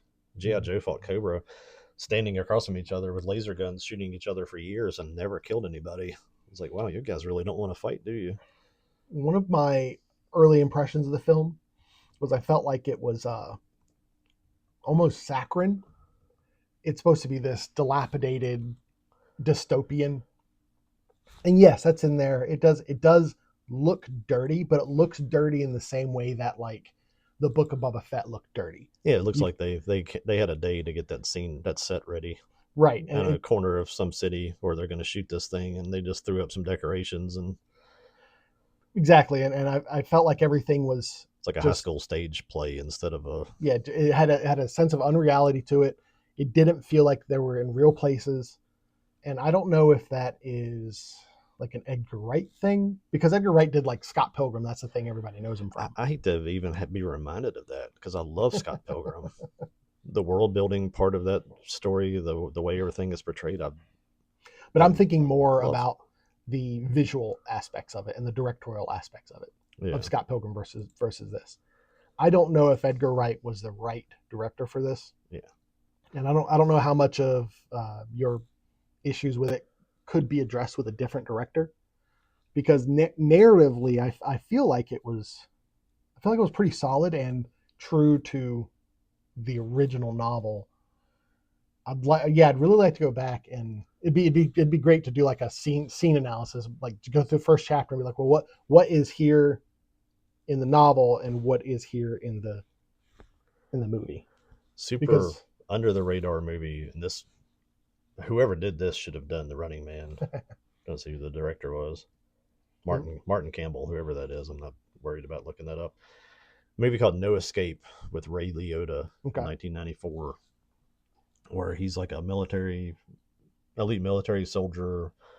Um, I think the premise of it was that there was like a corrupt officer or something, and it starts off with him like marching by, all the guys saluting like their general, and he just walks over from the line and pow, just kills this general, and gets sent to a prison planet where you just send your violent prisoners there, and they basically just hunt and kill each other, and nobody cares what happens because it's you've got them off planet. You don't have to worry about them anymore.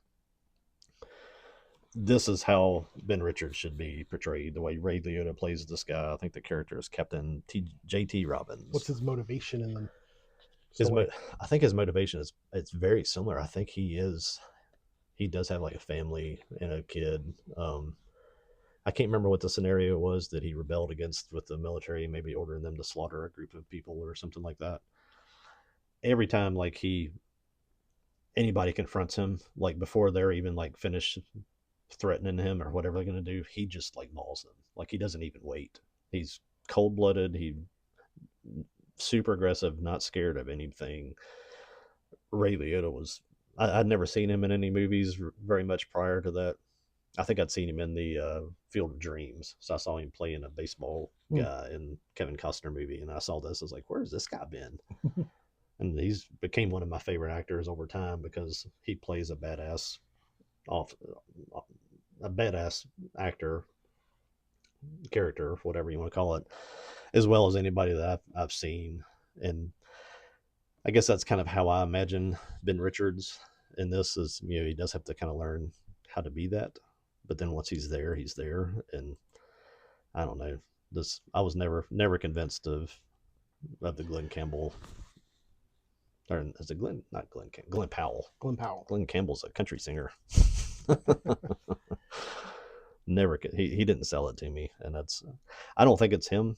I think it really was just it's just the content they gave him. It's like asking me to sell you a luxury car and then giving me a Mini Cooper from 1970s England. It's like you can't make a dessert out of a pile of gravels. Well, you were saying that the last time you read it was like in high school. Yeah. Yeah, you might if you read the book again, you might come away with different thoughts. Yeah. What was the name of the woman that he like got at the end? You know, The I'm girl trying. that showed up once in the movie and then like you never saw Yeah, her she was again. like in the car.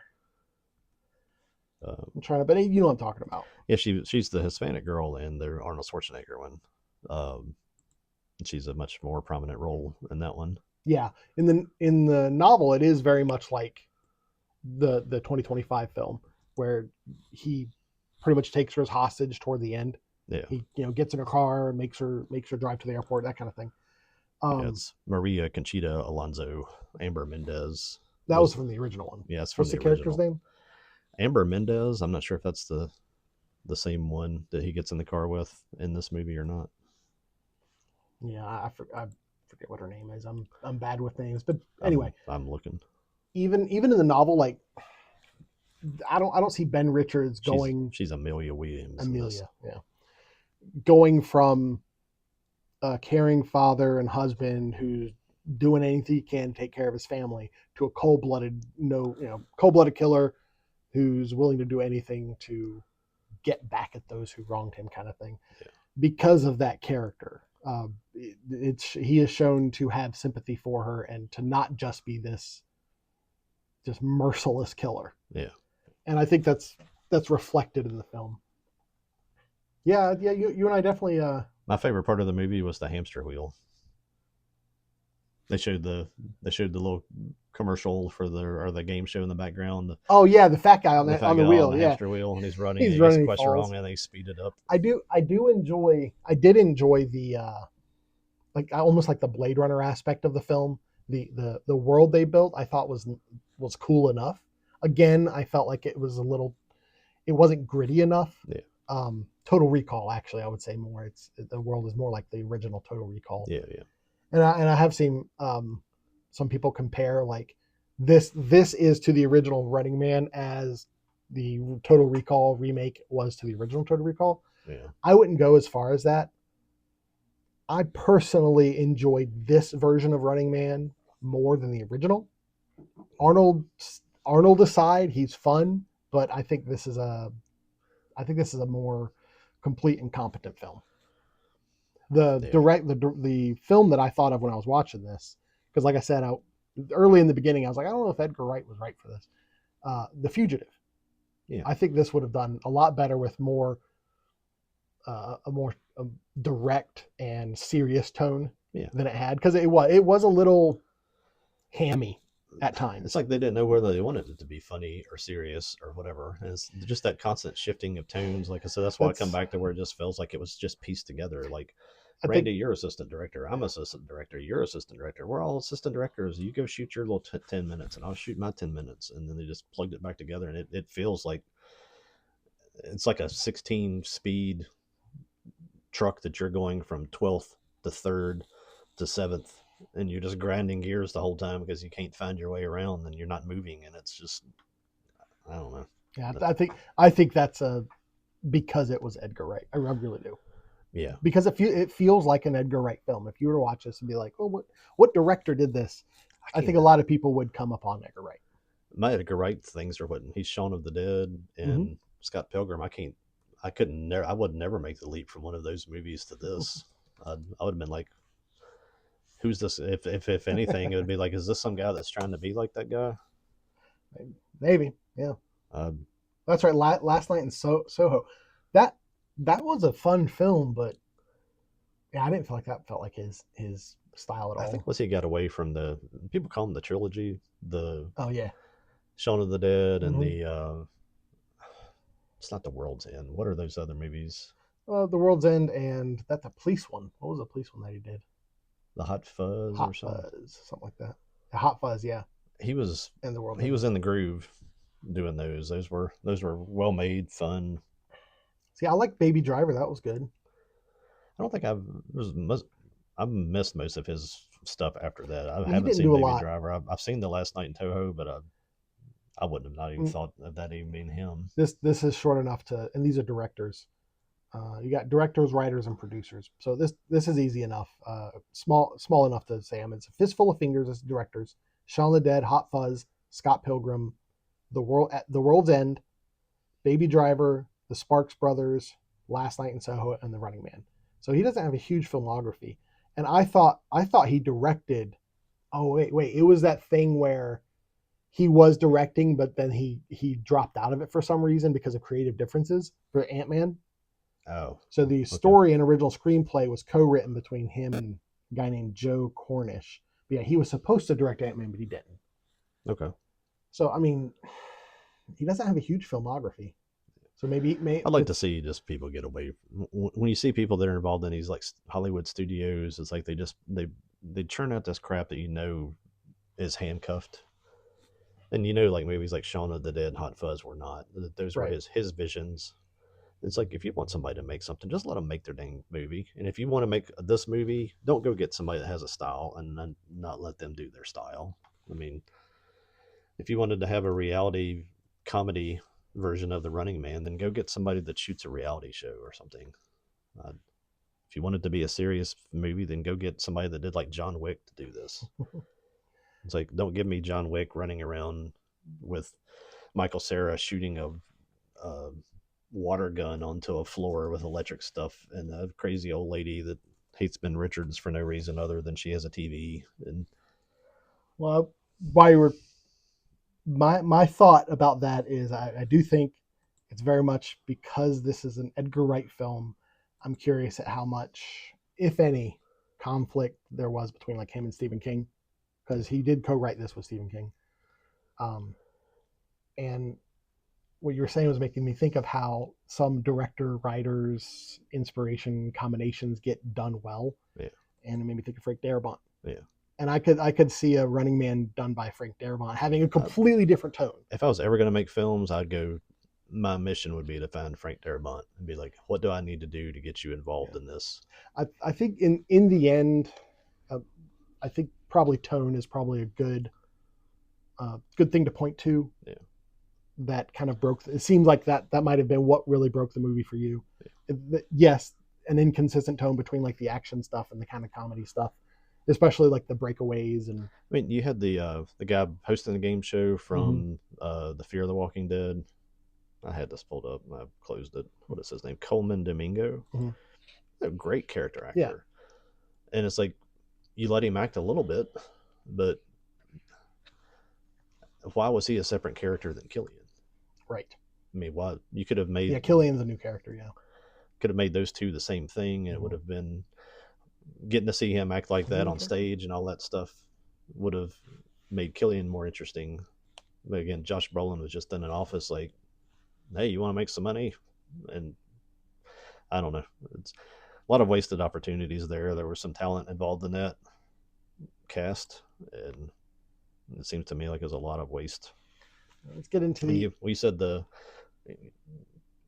I saying the same thing to the ending? Yep. Let's get into the ending, because that's the big because they added a couple of characters, changed a couple of things in the film. Yeah. Before the ending, but it was by and large faithful to the novel. That's how I feel. But then the ending. The whole thing that like makes you whole thing that makes you enjoy the book is it has a kind of a shocking ending. And they get into the fight on the airplane. Richards gets shot, gets disemboweled. Literally disemboweled. He's holding his innards. That's what he's doing. Yeah. And I don't remember the sequence of what happens in the book because it was a long time ago. I'm assuming it's that main killer, the main hunter, is the one that he's fighting with. Mm-hmm. I don't know where they were flying in the book. I forget where they're supposed to be flying in this, but somehow or another they were flying somewhere else, and he just happened to be able to come back to where Killian was. And again, at this point in the movie, if you're asking me to hold on to details, I was so disinterested at this point that I was just like, man, just get this over with. In the book, he takes the plane back to Killian's tower. Yeah, and flies it directly into the Killian's sitting there watching him, and he's riding in, flipping the bird to the guy, crashes the plane and kills himself, kills Killian. In this one, they made some little script reason why he was flying or how the plane got back there. I don't even remember what that was at this point. And they were flying back to the studio because they wanted to bring him on the stage to kill him live. Okay. That was the idea. Yeah, or they were offering him the opportunity to become Hunter 6 or whatever. Seemed like maybe they were trying to get him to become the Hunter still. Yeah. If my memory serves. Yeah. But that he gets there, and then all of a sudden they're ready to shoot it down. So they shoot the plane down because they have a missile system on their building for whatever reason, in case people try to hijack the plane and fly back in and kill him, which again is just such a plot contrivance. I mean, being in the type of world that they set up, I would even throw like Judge Dredd into the mix. It'd be like the type of world they live in. I mean, I think of okay. If it's a dystopian world, then dystopian world, yeah. Nobody can fly planes freely. So why would you have a missile defense system to shoot down random airplanes that are crashing at your building? It's again, let's write a plot thing in here. Why? Because it'd be cool. It really feels like the discussion on every scene that was created in this. In a world where you have a game show where people regularly die, I don't think it's that much of a leap. Yeah. But anyway, they shoot the plane down, but somehow or another he gets into an escape pod and escapes. Yeah. And he ejects. I guess did the plane crash and still kill Killian? No, he didn't, because he comes back in. Yeah. They just shoot the plane down, but then he comes back after he ejects. He comes back in and takes over the game show. And like is completely fine and is aware. He didn't have any kind of issues from ejecting from an exploding plane. Wasn't he shot on the plane?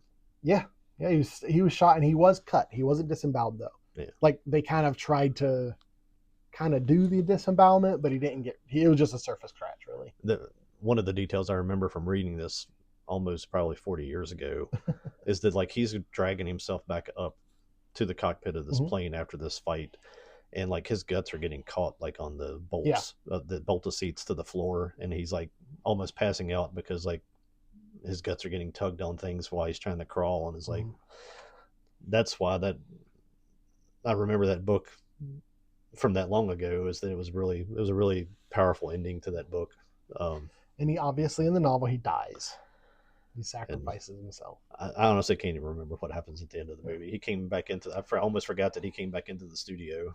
But, that whole sequence, the whole ending sequence, seemed so surreal. It seemed like they wanted to have a sequel. Yeah, like that was the that's absolutely what this is. It's the whole idea was like, if it does well, we can make another. Yeah. I hope it did not do well. I don't want to see any more of it. I get exhausted by films like this, and it's why anything I talk about that I like at this point seems to be like stuff from 10 years ago, because it really seems like we just stopped making things or lost our ability to. Or it made no, that was okay. The 2025 film made approximately 49 million with a budget of 110. So oof. It was a flop. That's a budget. That's a budget that when they report those budget numbers too, they're not even telling you how much they spent on advertising. And I saw ads for this thing for a long time. So anymore, I'm really curious about how much of Hollywood is a profit-based industry or a write-off-based industry. Yeah, I mean, they write it off. They'll take some government subsidy or whatever. Yeah. That's how the people will make money. Anyway. Yeah. It's one of those things you can go back through and try to like look at some scenes and stuff. But man, I just do not really want to watch that movie again. Kind of the way you're looking at The Running Man.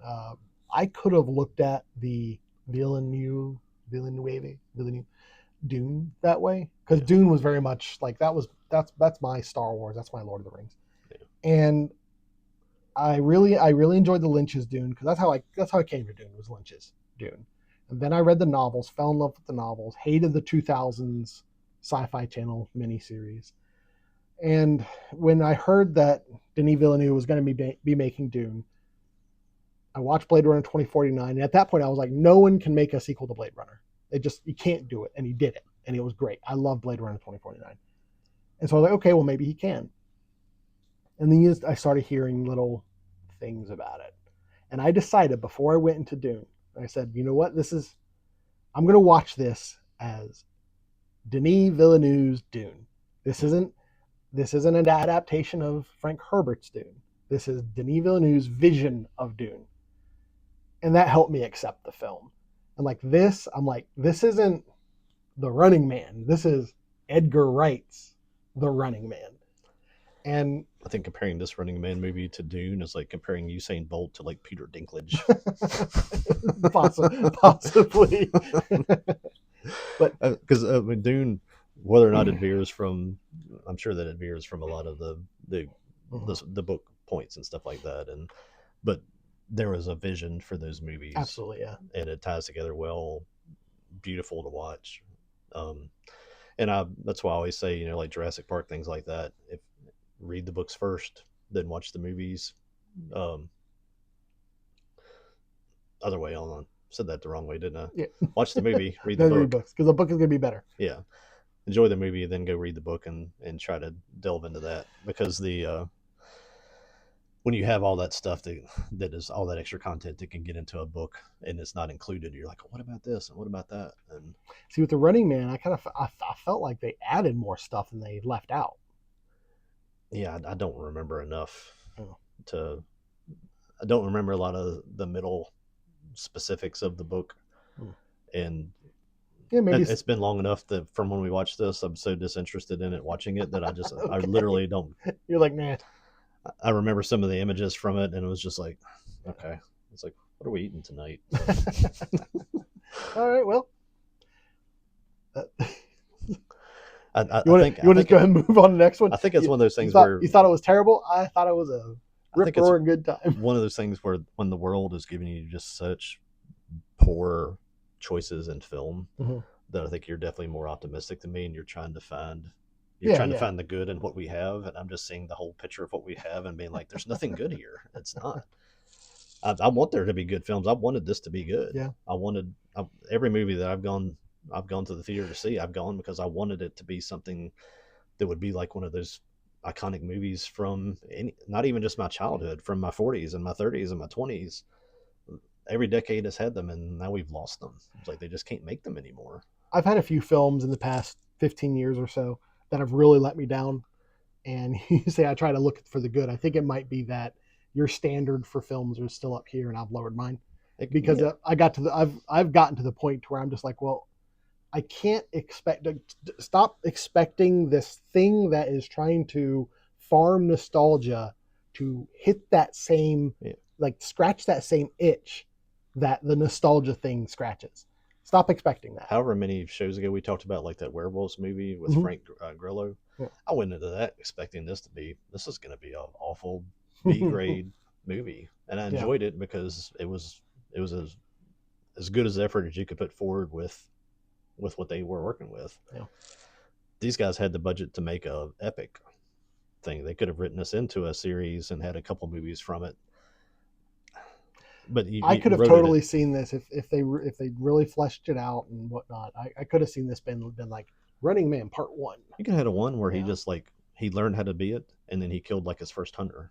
Yeah. And then like the two would have been like, you know, a couple 2 hour movie where he finished the other two hunters off, and then the third movie would have been him and the final hunter. See That would be a series. they did that, they could have spent a good 20 minutes of him in the hotel room before the Running Man. Yeah. You know, kind of again building his character, letting the audience get to know who Ben Richards is. Like I said, sometimes you don't need a big scene to give you the backstory if you do it right. But it's like they just kept coming back and be like, I almost was waiting for him to be like, "Did I mention my daughter was sick?" Right. It's like, yeah, you did 7 times already. We got it. But I mean, I don't care that she's sick because the only thing that you did to make us care about it is you made your wife and your kid black, and I guess we're supposed to automatically feel bad because reasons. I guess you didn't do anything to make me like the kid, to like the wife. She looked. Hollywood just kind of uses babies as emotional manipulation in general, right? Like, She look, it's a baby, aren't you? Don't you like the baby? she was an attractive, emotionless lady that played his wife, and I was like, I'd kind of like to know something about her, but she just kind of looked at him like, okay, yeah, go do the game show thing and get us money because we're sick. Did we mention our kid's sick? Is it? Yeah, I don't recall her character being very fleshed out in the novel No, either. it just give me something. But yeah, we got one more we saw together. One more. We also went and saw Chainsaw Man: The RZA arc. Again, I like my characters to be developed. And how long was this? Was it? It wasn't even 2 hours. It No, it was was like an hour and 15, 20. Yeah. It was three. It was probably 3 episodes. Gave us a. Do I need to do another spoiler thing? Spoiler. Spoiler. You gave us a character, made us care about the character, made us frightened of the character, and killed the character in an hour and 20. And you're talking about RZA, right? Yeah. Okay. I mean, I thought it was the creation of that character that he met in the phone booth and invited her to the tea shop. She was adorable. That was a great little scene. It's like, how hard is it to make a character? It's not hard. You could have cast, if this was just a film about people, not chainsaw demons, the sequences that built up to all that would have been a strong basis for like a little romance book or romance story. You could have cast a little cute girl into that. And considering Chainsaw Man as a property, yeah. Do you think Denji has grown much? Denji, I really relate to Denji. I don't know if this was just my experience growing up or if it's most guys, all guys, where you would see girls that you like, try to pursue those girls and strike out swinging time and time and time, and you're like, why are you That's still swinging? And then you hit this stretch where like one girl shows up and like out of nowhere and flirts with you and likes you, and then all of a sudden there's four other ones that all show up at the same time, and you're like, where have all of you been? And why do I have to choose now? It seems like Dingy is in that thing too, where he's like he's kind of experienced girls for the first time, and now all of a sudden there's multiple choices that are all right there with him, and he's just like that dude. It's like, what do I do? It's like I relate to him 100% because I I've think it's ex- pretty I've ubiquitous. I've experienced that in Yeah. every dating scenario that I've ever had, where that was the scenario that led to me being married to who I'm currently married to.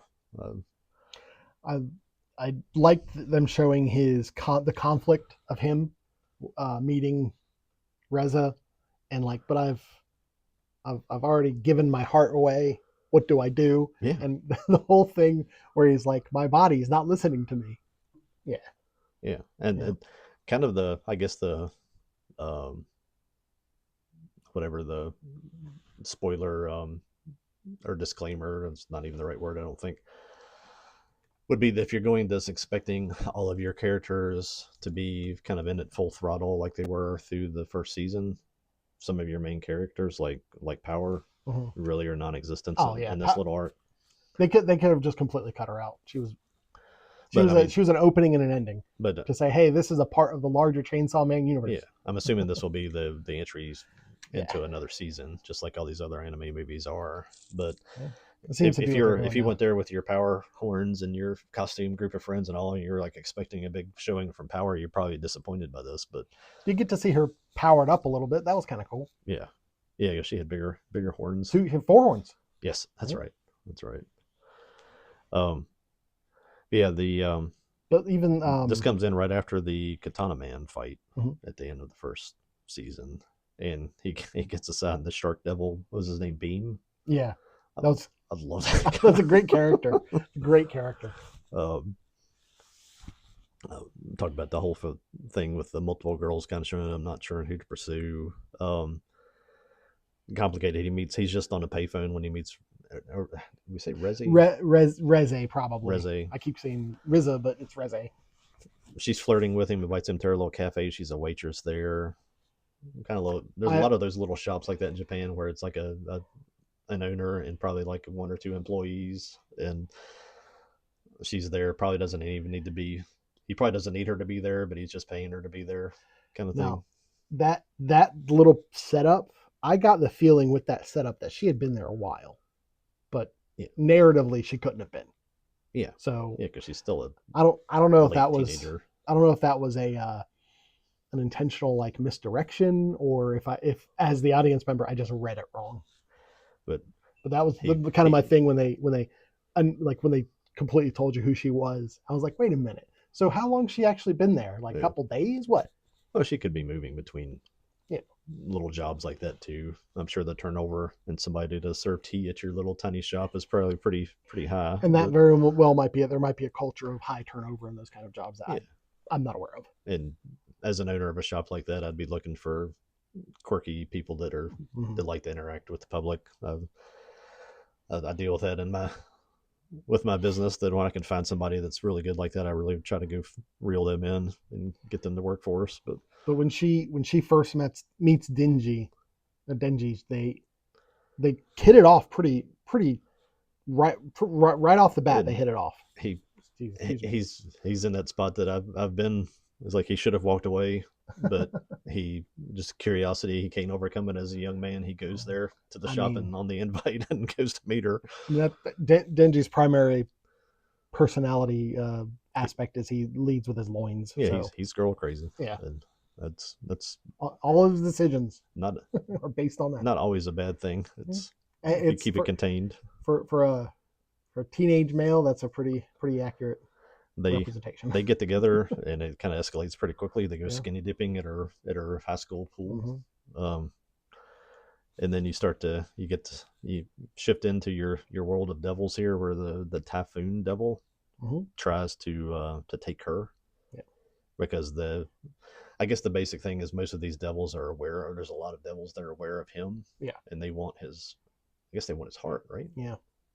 but they want to basically steal Denji's power. Yeah, they want Pochita. Yeah, essentially. yeah. And then you get your first reveal there. They come after her, and she just slaughters the Typhoon Demon. Yeah. And They were talking about the Typhoon Demon before, and I was thinking that maybe she was the Typhoon Demon. yeah, But yeah, no, she did the Typhoon Demon send her? no, Okay. I don't think so. The Typhoon Demon was in a partnership with this guy that was kind of showed up stalking her there. Mm-hmm. She just kills him, and then she partners with the Typhoon Demon. Right. So I guess he's kind of a mercenary demon that will attach itself to whoever needs. But then you find out that she's the bomb devil. Is that right? The bomb. Yeah, it's fantastic character design. Yeah. And I had seen this character design like in cosplay and stuff before I even knew it was associated. I've with been seeing it too. That's great. There's evening dress with like explosives down the front. And the head looks like a big, like a bomb, like a old World War II dive bombing bomb. Yeah, like an A bomb. Yeah. They get into, you do get reappearance of some of the first season people. Aki, the guy with the katana, mm-hmm. kind of the one that was in charge of Denji. I think we saw Angel some in the first season too, mm-hmm. didn't we?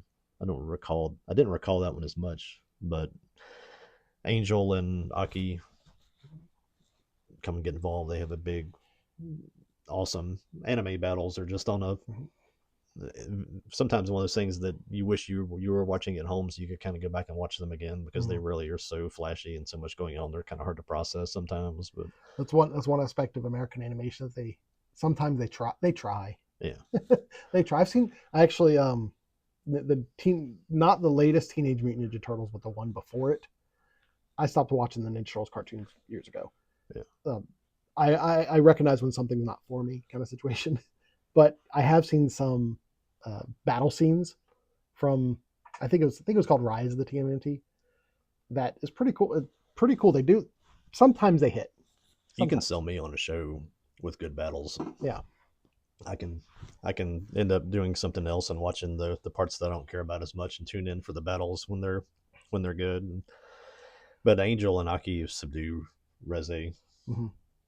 and she tries to tell them that she really never liked Denji, that she was just trying to take his power, right. And even he says that's not true. You taught me to swim. Yeah. Which ended up being how he could defeat her. Yeah. That battle scene is crazy. Yeah. Like he kind of chains her and chains her and takes her underwater. Takes her into the water. Yeah. Because he can swim. Aki kind of reveals that that Reze was a Russian experiment. Mm-hmm. That she was almost like a Black Widow point in no return. Yeah, that sort of created kind of weapon. That's got to be that's got to have a trope name. Yeah, it's probably called the Black Widow trope. Actually, let's see. The secret Russian assassin. What was the Jennifer Lawrence thing people got all excited about? Because I think she had her clothes off in it, where she was supposed to be a Russian agent assassin. Oh, it was just her name, wasn't it? Something like that. Like Jane or something. I was like, I'm not that interested in going there. Everybody said it was not a very good movie. I was like, I'm not going to pay money to just go see. If I want to go see that, I'm married. I'm married. I don't need to go see somebody else's. The Femme Fatale. I was thinking La Femme Nikita. Yeah, Femme Fatale. Duh. But Reze is just basically like leaving, but she's still kind of, I think, starting to recognize that she kind of like Denji, so she goes mm-hmm. back. Joy was the movie with Jennifer Lawrence. I think you're talking about. I thought that was the one where she sells mops. Joy? Yeah. That she sells mops? Yeah, that's the one where she sells mops. Oh. On like late night TV. Okay. All right, let's look for was it like Serena? Something about a bird? I don't know. Where she plays a spy. Joy. Yeah, Joy's the mop one. Okay, Red Sparrow. Red Sparrow. That's it. So it wasn't the film I was thinking of at all. It was a bird. Okay, Red Sparrow. Yeah, I haven't seen it. I haven't either. Too young for me. But I just don't care much for her work. Yeah, but the Reze kind of comes back to kind of go back and seek Dingy out and kind of rekindle. Mm-hmm. But But I've got a screen rekindle. that's in my way. I can't get a new laptop to have trouble controlling here. But Makima, the kind of the head of the agency, the really powerful person from the Demon Hunter agency, an angel killer. And Yep. that's the end of the Reze arc. And it's kind of funny that Dingy still, I guess, even the fight, despite the fact that they fought and all that stuff, he goes back to the cafe and waits on her and takes her flowers, and she never shows That was up. a sweet moment. Then power comes in. Are those for me? Yeah. That almost served as a reset. Yeah. It was like, okay, well, we've shown you this arc. Yeah. Okay, now back to Chainsaw. It would have been interesting to have her as an ongoing identified bad demon that he is in love with. I mean, they could have, if they wanted to, they could have easily kept her around, and eventually she becomes a good guy, that kind of thing. Or even if she never does, it'd be that constant draw for him to go to the other side.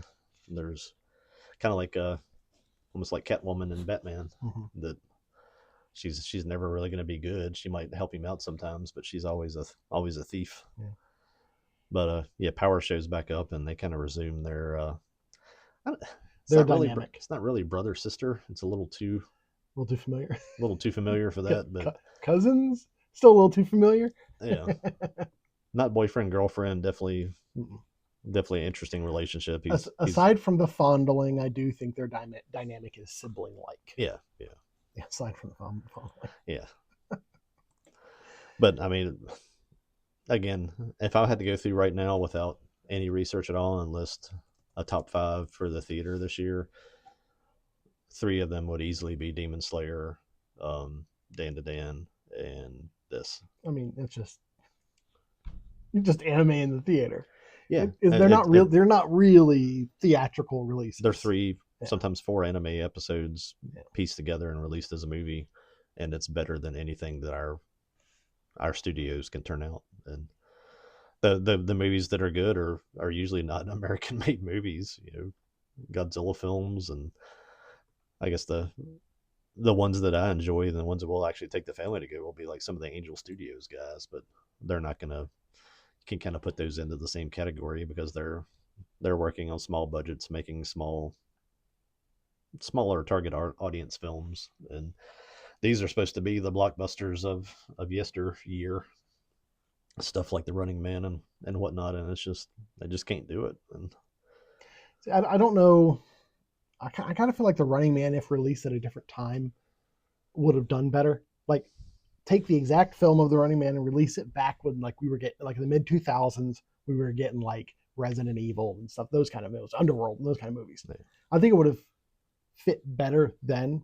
I do think there's a bit of disillusionment that we've gone through as audience members because we've gotten so many bad movies for such a long time. If I had to pick right now, give me one of the Resident Evil 1 through, how many were there? 7?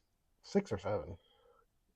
Give me a choice of one of those. You just pick it at random, or The Running Man. I'll take Resident Evil 4 or 5 or 6. Okay. I'd rather go watch that again because at least I know. Well, I know what I'm getting. Yeah. I know what I'm getting. Yeah, when I sit down to watch like a Resident Evil film, I'm not expecting anything. Yeah. I'm expecting there to be a lot of cool action and hopefully some interesting monsters and some cool kills, some good fight scenes. And was there a good fight scene in The Running Man? Not really. If the whole idea, okay, with the running, if I were to, my answer to that question is like, well, when they found him in the hotel, that still really wasn't really good. No, it was the best of what we saw. He ran down the hallway with somebody 10 feet behind him, shooting him with an automatic weapon, and could not hit him. And then they threw a grenade back and forth, and that's okay. That's kind of a part of the narrative. Is he's not a stand your ground man. He's a running man. You know, I mean, so. Yeah, I guess the idea of having the action sequences is kind of hard because he's not an offensive character. He only gets offensive at the end. Some of the greatest, not greatest, but definitely ones that at least you would remember were action sequences from The Fugitive. And that was the film that I was kind of thinking this would have been awesome if it was like The Fugitive. Yeah. Well, I hate to be the one that poops on stuff, hey, but hey, I'm just sometimes things get pooped on. I'm not gonna you're not gonna give me a hot dog and tell me it's a prime rib, and I'm not gonna Yeah, be like, well, it might be an okay hot dog, but I'm not paying for the prime rib. yeah. Um, I think perhaps just going right back to Edgar Wright. I think there's probably more Edgar Wright fans who enjoyed this than like film novel fans that enjoyed this. yeah. Because yeah, when you go in with the expectation of having a novel behind it, you're thinking of the novel while you're watching the film. Interesting thing I've always think about with these anime studios. Mappa is the one behind Chainsaw Man. You have such vivid scenes and stuff in that, like so many beautiful scenes in the Chainsaw Man stuff that we saw, like at the pool, and just all sort. The fight scenes are just like I said, almost kind of sensory overload. Mappa's also the studio that does Vinland Saga, Hmm. and I say that because like that attention to detail. One of the things if you sit there and watch through that you can't not notice watching Vinland Saga is all these guys are slaves, even the girls. There's a female sort of love interest there with Einar in Vinland Saga, but every time they show them with their hands are awful looking. Like their nails are split and there's cuts everywhere, and they're rough looking because they're literally working with hand tools, doing slave work all day. The attention, just the detail that they put into stuff like that is just one of those things. Some people might watch that and not even see, not even notice. To me, it's just a next level of attention to detail that I just love about anime. And same thing with so much of this is in farmland and stuff in Vinland Saga, where you know they illustrate the wind blowing the wheat, and it makes sense if you've ever watched a field. It's like somebody went down with an illustration team and sat somewhere and watched a field for probably a day and practiced how to illustrate that. And you couldn't even give me a scene in the Running Man where the guy hits the button for the police to come, and you don't show them getting called from anywhere, getting in their trucks and driving there. It's just like, oh, they're outside. I'm like, where's my attention to detail, guys? Like this guy lives out in the country, and a SWAT team showed up 17 seconds after he hit the button. Like that's just physically That not. was ridiculous. It's just not That was possible. ridiculous. It was just It's like like they were waiting just right down the road. you could have that could have been your scene of him running out of the house or having to fight his way out of the house, Yeah. and then being on foot in the countryside with these guys showing up and chasing him. I mean, good day. It's not hard. Apparently it is. It shouldn't be that It shouldn't hard, be. but Well, a lot of times I think you get into the situation where you have too many cooks in the kitchen, too many producers that want to put their input in. I completely feel, and I don't have no idea if that's the case or not with Running Man. It just feels like one of those movies that they had to throw in their McDonald's poster diversity cast of people to make sure we have one person from this group and one person from this group and one person from this group that all get to have their little say in how we produce this movie. And you can't make properties like that. It's just there's going to be person A is going to want something different than B, different than C, and so on. And what you get is they all get a piece of what they wanted. You get a compromise, and that's what films like that are to me. It's just I'm watching somebody else's compromise instead of somebody else's vision. That's one of my comments about the Scarlett Johansson's Ghost in the Shell. Yeah, Is it's one of those things where like I remember reading it at the time where they were talking about her being cast as Motoko, or excuse me, the Major, yeah. and the whole thing was like, well, in order to get this made, it had to have a big name attached to it. And who was the biggest female actress at that time? Scarlett Johansson. Yeah. If it was made today, Jennifer Lawrence might have been attached to her. Or If it had something. been Rinko Kikuchi, the Not girl, not a big enough name. the girl from Pacific Rim, Yeah, not a big enough name. you could have done everything you wanted to do in that movie, and it would have been perfect. And and it actually would have looked like Major. She was in that not really one of those things I like to go back and watch because those are things that are kind of uncomfortable. She's in Babel. She's like that young deaf girl Okay. in Babel.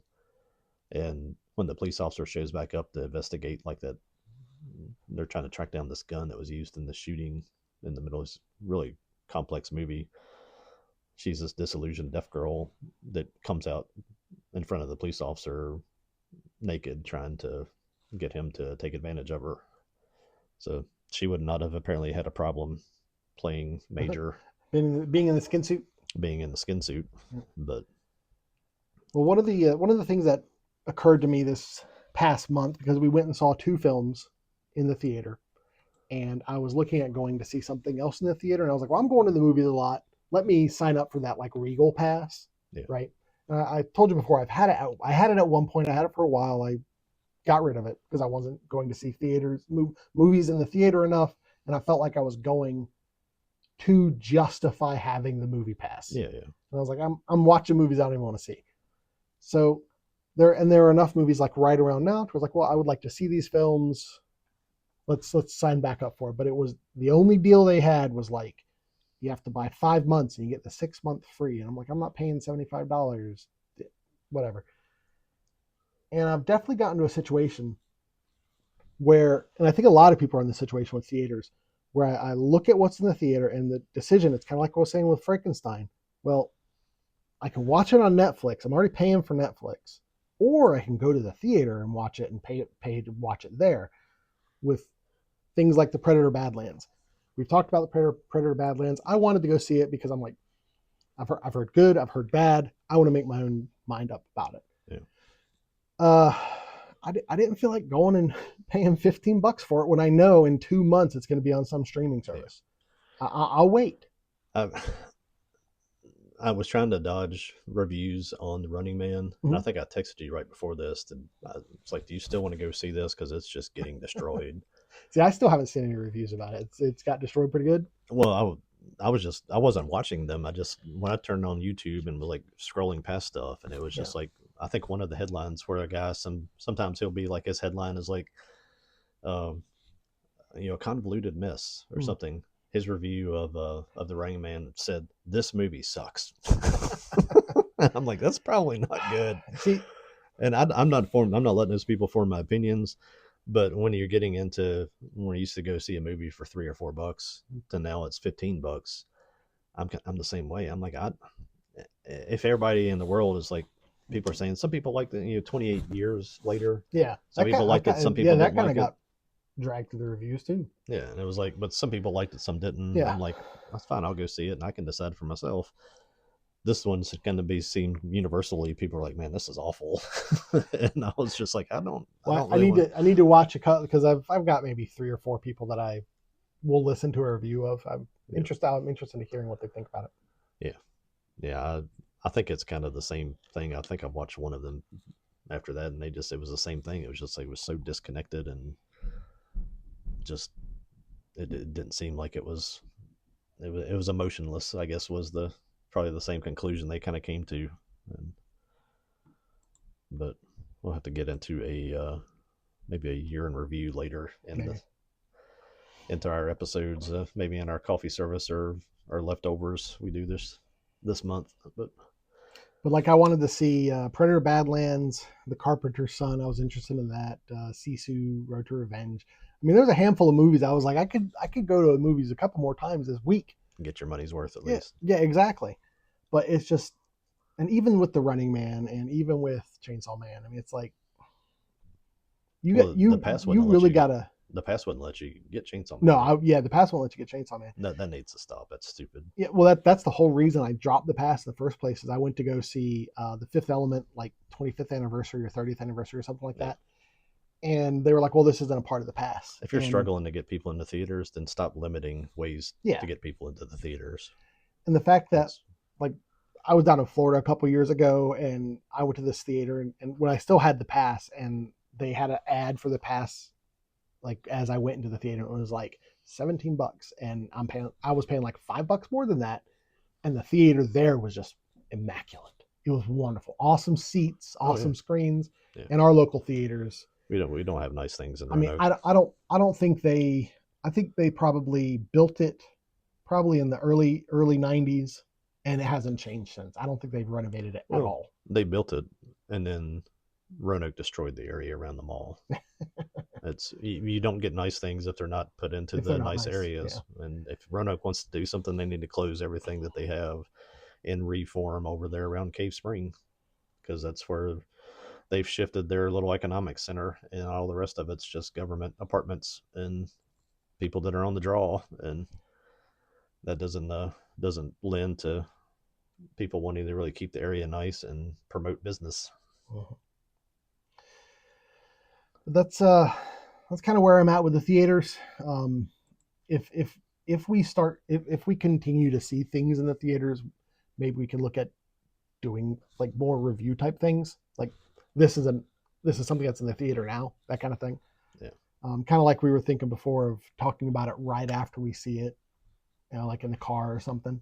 Yeah. But I'm not really seeing myself going to the theater a lot going forward because I really this looking at the movies that I was like, hey, I'd like to go see these movies, and then thinking about, well, do I want to spend $15 a pop to go see this when I'll see it in a couple of months? Yeah.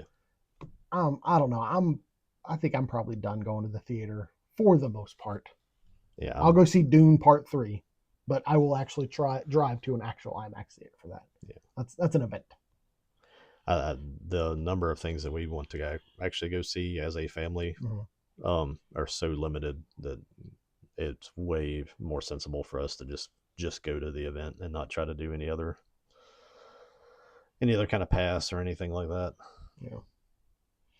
Oh, Tron Ares, that was the other one. That it was like the last week that Tron Ares was in the theater, and I had like these 3 or 4 films I wanted to see, and it was like I don't want to do it. I don't want to. The trailer, and I'm like, oh my gosh, it's like they're bikes coming through the city and cut police cars in half, and it's Nine Inch Nails soundtrack. This is going to be awesome. And I'm like, I like how you and I passed each other with Tron Ares. Like when we first talked about it, you're like, this looks awesome. I'm like, I don't know. It's got Jared Leto. I don't know. Yeah. And then we didn't know it had Jared Leto until later.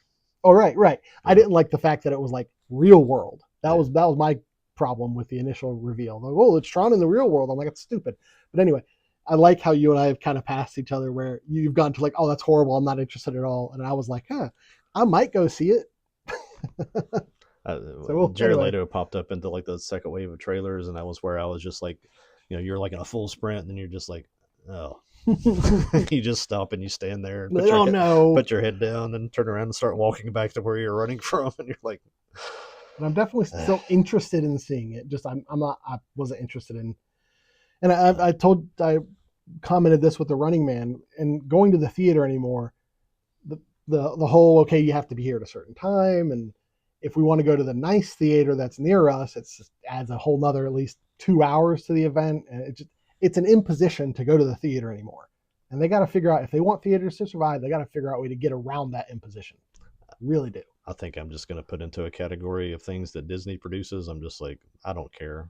If it's my favorite franchise, then I just saw like a thing this week they were all excited about, they announced their first openly gay beaver character in an animation. Oh, like an actual beaver. Like some animation thing, and it's voiced by some girl that's an LGB something. Okay, I was going to ask, is a beaver at least? And they made an announcement like, oh great, this is a big landmark. I'm like, it's thematically consistent. It's somebody voicing a beaver in a cartoon. Yeah. Why do we care who is the voice actress LGBT? Yeah. Okay. Yeah. It's like there's no reason for there to be anything about the beaver's sexual preference. There's not. Well, I've said this before. Woke has not gone away. People act like, oh, woke finally we beat it. It's like, no, it didn't. It ran out of the light for a little bit, and it's regrouped, and it's just going to come back. And well, they still have, like, I know the Academy Awards, they have that checklist that you have to go through and be like, well, you have to have this percentage of people who are this percentage of people who are this in the production. And then that still exists. This world of slop will never change until that goes away. Yeah. It's just nobody cares. I don't have anything against anybody that does whatever they want to do, but I don't need to hear about it, and it doesn't need to be in a child's show. And well, in that situation, you got to look outside of America, as with anime and whatnot, or look at indie films. Yeah. And with indie films, I mean, you're going to be splitting it there as well, because a lot of indie films, are produced by people who want to show their own personal representation, things like that.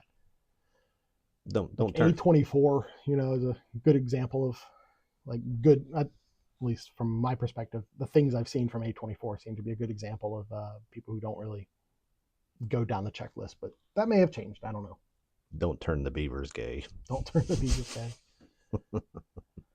All right.